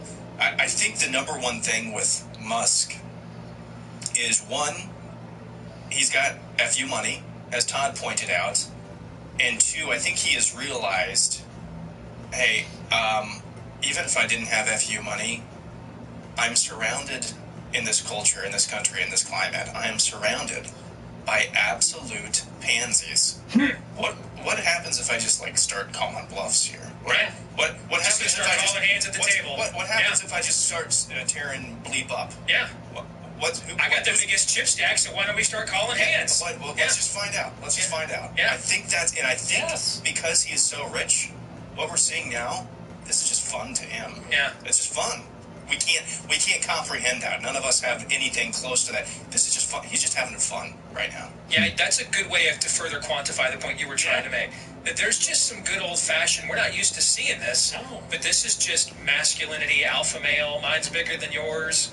There does seem to be an awakening there, which is, I'm sitting on the biggest chip stack. Why am I taking anything from any of you people on any level whatsoever? We're just not used to seeing that. Because for the last generation or so, we have been conditioned as Americans to try to stymie that, stifle that. Don't rock the boat. Thank you. Again, yes. Exit question. So let's get to the end game. In the end, will Elon Musk prove to be most likely one of the following caricatures? A, the Antichrist. B, the next billionaire turned hero of the people, which you were kind of hinting at there a minute ago, Aaron. Or C, just an ordinary dude with extraordinary money. What do you think, Todd? I think it's C. You just think it's just that simple? Okay. What do you think, Aaron? I think it is. I think it is C. Paul? Yeah, I think B is a possibility, but if I had to pick one, I would say C. I think it's most likely C2. What makes it B? What would make it B, Aaron? I think the size of his portfolio staying steady and or increasing. What do you think of that? Well, I think what makes it B is if it's a lot of sound and fury signifying nothing, like conservative book-selling junkets. There's a lot of talk, but it's actually producing nothing. Once we see this close on Twitter, if it closes, do people get their accounts back? Does he really change anything? Or was it just like a MAGA moment? Yeah. I think it's fascinating But, you know, we went through this with Trump. The guy donated money to Planned Parenthood. The guy donated money to Al Sharpton. And believe me, I helped do some of that Oppo research for the Cruz campaign, so I know it all still, chapter and verse. But he genuinely did really, you know, look, he did really care about the goofy bastards out there. He really did care. He does care about the average guy. He does. Okay? And that's always been his secret sauce since he first came down that escalator in 2015. It is fascinating that we could be sitting here in an era where we're even contemplating that a guy that is really the original electric, or at least the J.R. Ewing, J.P. Morgan of the electric car movement, right? So there's alternative fuels, has at least indicated some level, or not of a Klaus Schwabian proportion, but some level of science fiction as reality that could be interpreted to some favorable elements of the transhumanist agenda. Fair. Yeah. Let's colonize space, right? Okay. It would be, I mean, that would kind of be par for the course with the signs of the times, if that's the guy that's the new man of the people. Well, one of the things that gives me hope is that he knows the joke, the Anchorman reference. Yes, he gets the joke, and he uses it everywhere. He uses memes and talking points that we would bring up and talk about on a show like this, for example. Yeah. All right, we will come back and just try to ask a simple question: what the hell is going on in Ukraine? Does anybody know? Nope. We'll find out when we return.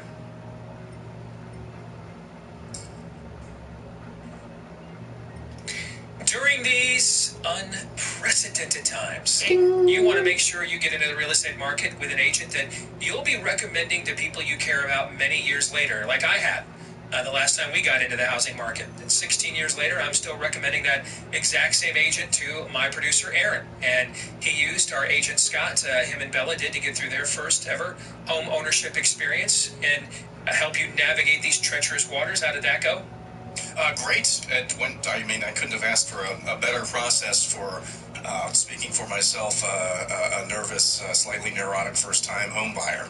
So if that's you, or you're just neurotic because you've done this before, so you know you need to be neurotic about it, make sure you go in and find yourself an agent that you can trust, someone that you'll be recommending for years to come to the people that you care about. When you go to realestateagentsitrust.com, again, just about anywhere you want to move to or from here in the U.S., we can help you find one. That's a real estate agent that you can trust at realestateagentsitrust.com. Let's bring back in Paul Alexander for the Dace Group, and let's get to issue 3. What the hell is going on in Ukraine? I have no idea what's going on in Ukraine, so here's Opie from Family Guy to explain.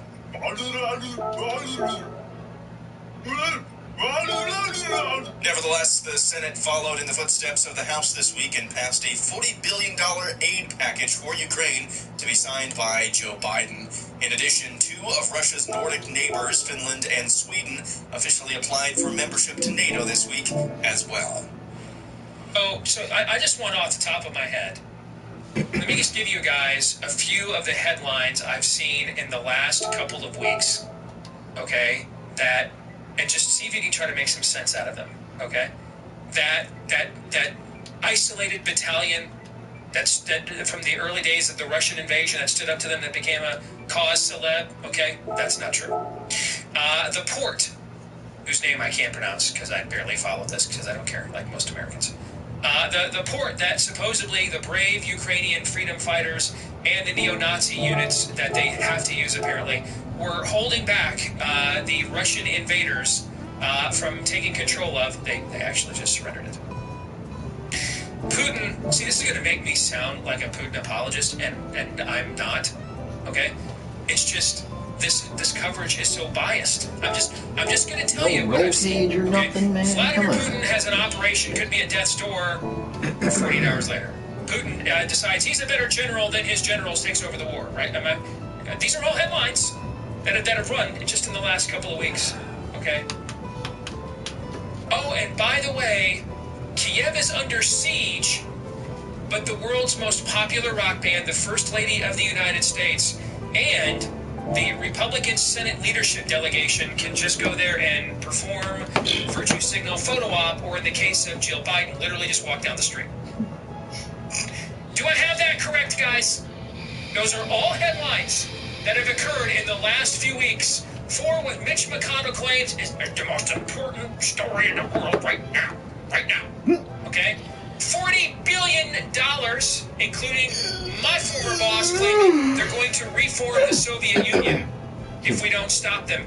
Yes, Ted, I love you, brother, but you're right. Those Russian, please take those talking points back to 87. Those Russian oligarchs, yes, they'll absolutely, you're right, they'll sign over those billions of dollars and their harems and their yachts, and they'll sign it all over for Das Kapital. Now, I mean, what the hell is this? Does anybody know what this is? Madness. It's madness. Floor is open. Can anyone make any sense out of this whatsoever? Well, I've mentioned in the show, it's been a long time, a great book about World War I, The Guns of August. Yes. By Barbara Tuchman. Yep. And the beginning is the most fascinating part. She just describes the ebb and flow of European history and how the higher, genteel, expert class, does any of this ring a bell?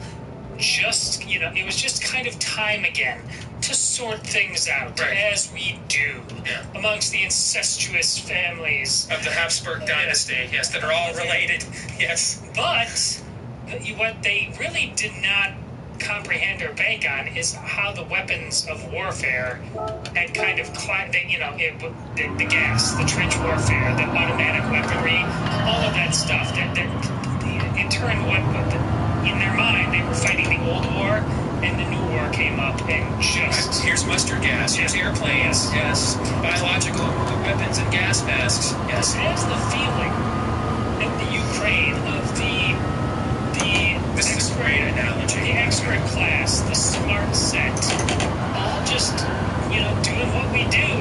It's the CFR is the new Habsburgs, and the Putin wing and the WEF Soros wing is just deciding amongst themselves who gets to money their laundry and drugs and bioweapons through Ukraine, basically. Because it's clear, they're not fighting for the people. I mean, isn't it abundantly clear in all this that the people, whoever they are, wherever they live, are utterly expendable in all of this? So it was then. There's nothing new under the sun. I just, at the very least, I see that going on here. Plus Hail Hydra.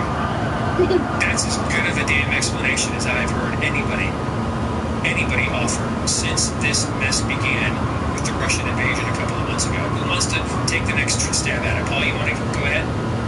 Sure.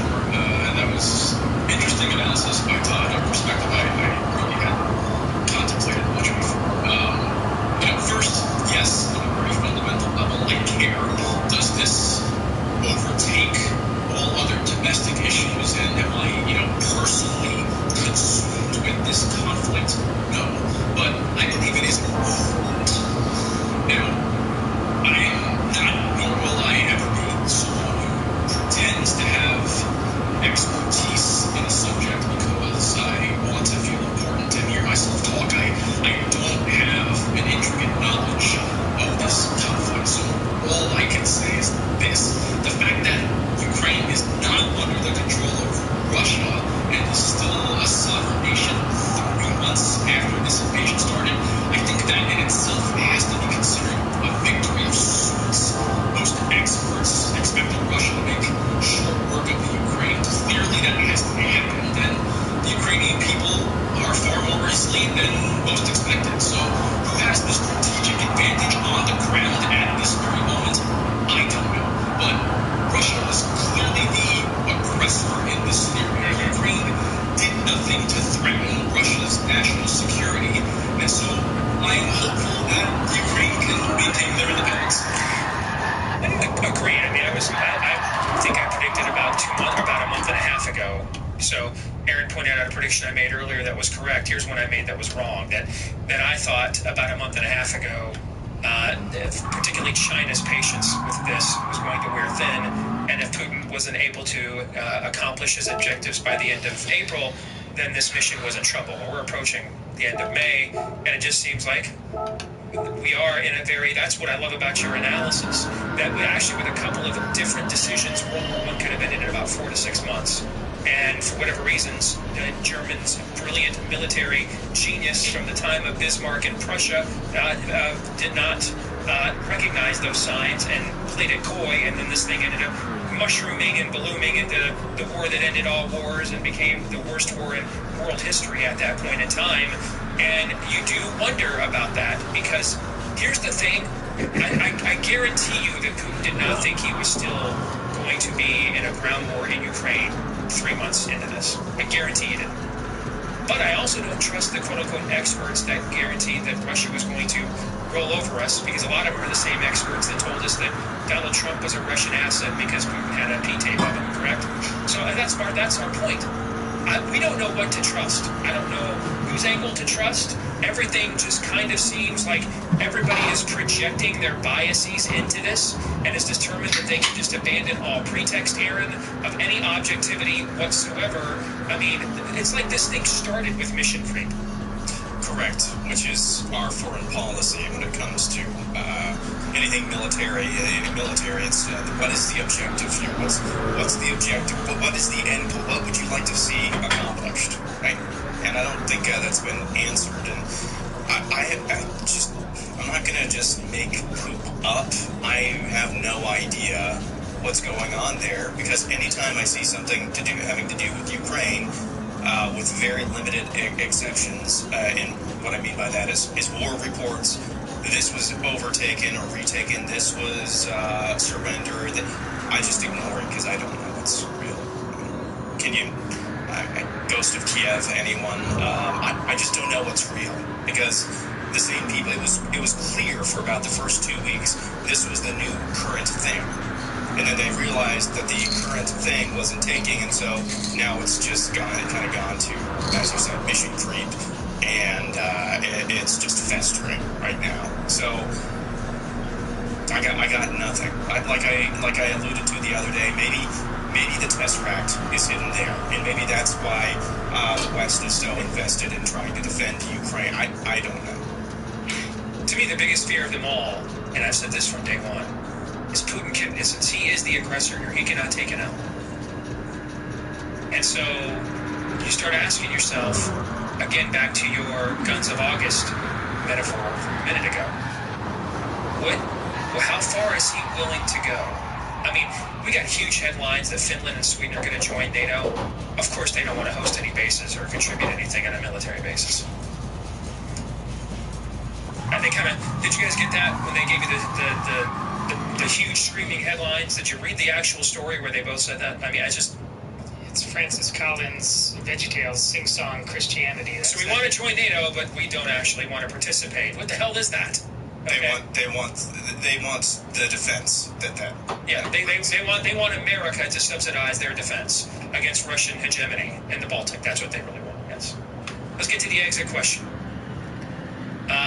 I asked this question again after I asked it last week, but given the Ukrainian port surrender this week, let me ask it once more. 90 days from now, what is the status of Ukraine as a country, Tom? The same it is today. This just goes on into perpetuity. Same as it ever was. I don't know perpetuity, but you gave me 90 Same days. as it ever was. So you think by 90 days Putin does not escalate? Same as it ever was. And he just continues with this war of rigor mortis? That's because that's really what I'm asking. Yeah. What's the timetable you think Putin has on himself before he just says, switch, I'm out? This has to end. I don't think it said in 30 days. Okay, I said 90. Excuse me, 90 days. I'm sorry. I meant 3 months. Paul, what do you think? Yeah, look, not to be redundant, I mean, the short answer is I have no way of knowing, but as a counterpoint to the port surrender story, Newsweek put out a story earlier this week that said estimated 1/3 of Russia's ground troops have been lost during this conflict thus far. That's a massive toll. So my gut feeling is that Ukraine is still a sovereign nation 90 days from now, but I could easily be proven wrong. Okay, Aaron? I think it continues to fester.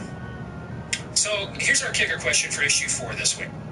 What would you do, and maybe this is why China is showing a lot of patience with what Russia is doing in Ukraine, is they're watching. What would you do if you were president and China invaded Taiwan? Aaron, go. I would immediately cut off all economic, diplomatic ties with China and might consider tactically bombing some of their military facilities. Because what happens then, I mean, China already has so much. If they get Taiwan, a lot of our goods and a lot of our chips and things like that for electronics are already made there. You don't really have anything to lose. Todd, divesting economically and telling them that whatever debt you think we owe you will never, ever be paid if you do this. Paul? Yeah, I mean, Taiwan is obviously a more strategically important ally in terms of trade in our economy than the Ukraine. So I think more aggressive intervention could be justified, or at least not be as unpopular with the American public. But look, say what you will about President Biden, and there is no shortage of legitimate criticisms to make about how he has governed. But I think, by and large, if we remove the price tag of the aid we've been giving the Ukraine at a time when our own economy is so obviously hurting, he has navigated this situation on the world stage fairly well. NATO is more united than ever. Russia is more isolated than ever. And I think those outcomes could serve as something of a deterrent if China was considering such a move. Well, it's funny you should say that, because I was actually going to suggest the administration's made a huge mistake by not making the case from the outset that if this is their policy, that Russia has to be contained, okay, and Ukraine is, if I'm taking them at their word, and this really isn't about protecting some other third interest, which is what I really think, but I'll just take them at their word, then to me there's an easy or a simple connection to make here is, if we set the precedent that Putin gets to run over whatever he wants in the Baltic, what do you think the message China gets over there in the Pacific Rim about what they then get to do, you see what I'm saying, is to link those two things. They haven't done that. Dude, move. Why? Dude. Well, that's what makes me suspicious that this is really about something noble and not about something else. Let's get to our predictions. Aaron, quickly, go. By the end of the summer, at least 2 more high-ranking, we just had the press secretary step down, at least 2 more high-ranking White House officials will step down. Todd? Between next September and the election, we will have sheriffs entering schools and arresting groomer teachers. Wow. Paul? Tough to follow. From your lips to God's ears. Go ahead, Paul.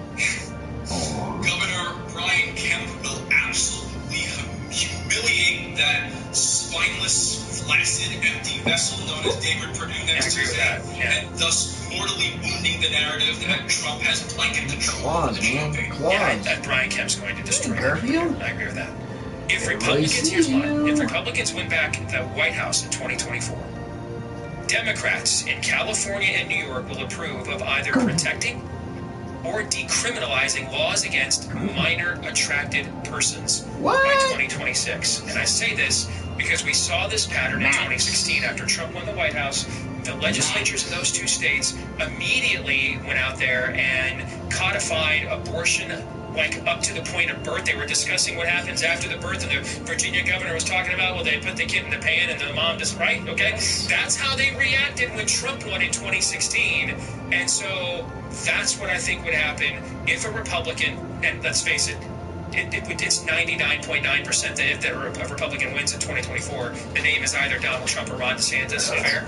If a Republican wins in 2024, they will follow that pattern and do that now when it comes to minor attracted persons in those states. Escape from New York, Paul. Now, while you can. Paul, good to see you. We'll give you a few more weeks to work up your next attempt to win the heart of Jill Savage. All right? Have a good one, man. My next song is going to be about Finland, so. All right, take care. Hour 2 and Feedback Friday is next.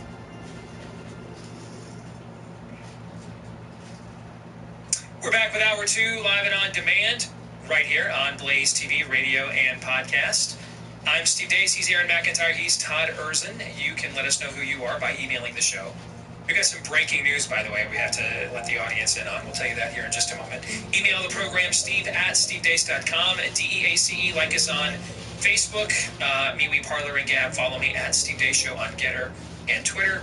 Get clips of the show that are free to watch and also censorship-free when you go to rumble.com/Steve Dace Show. Also, don't forget we're on Truth Social @RealSteveDace.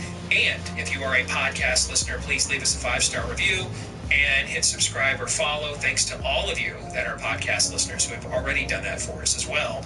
This portion of the show brought to you by our friends over at Omega XL.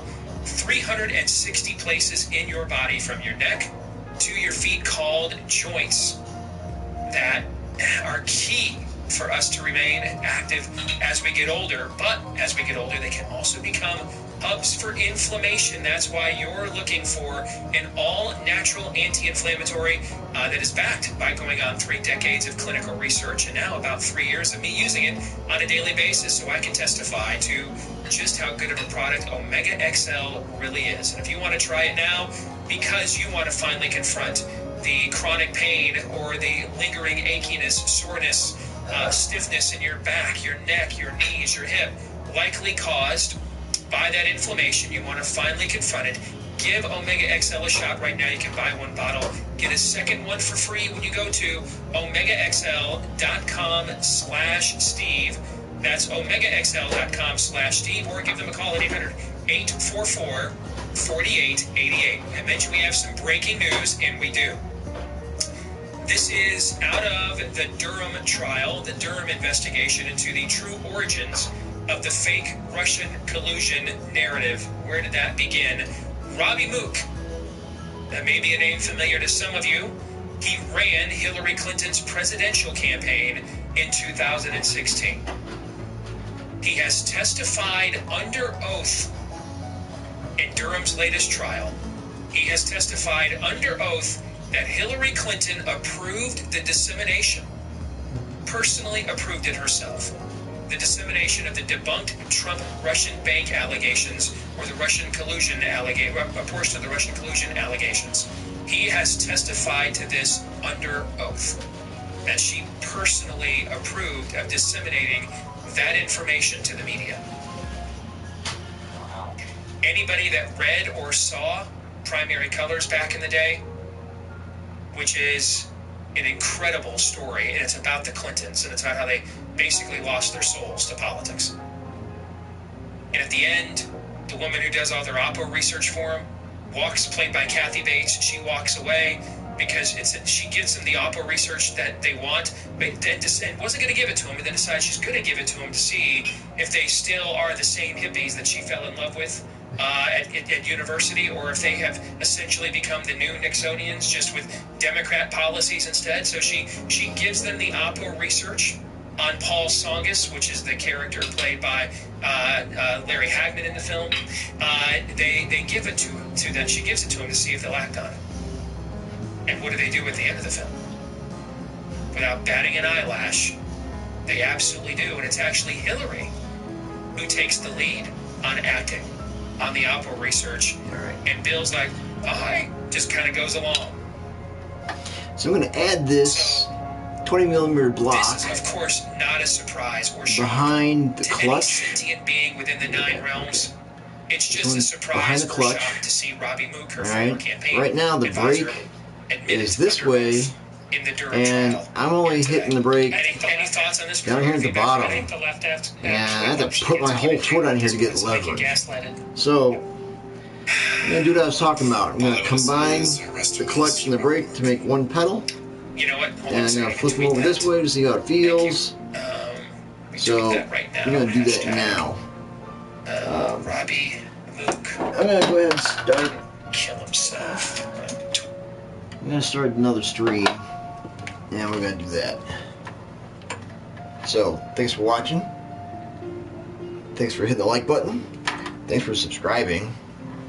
And thanks for following. See you in a few.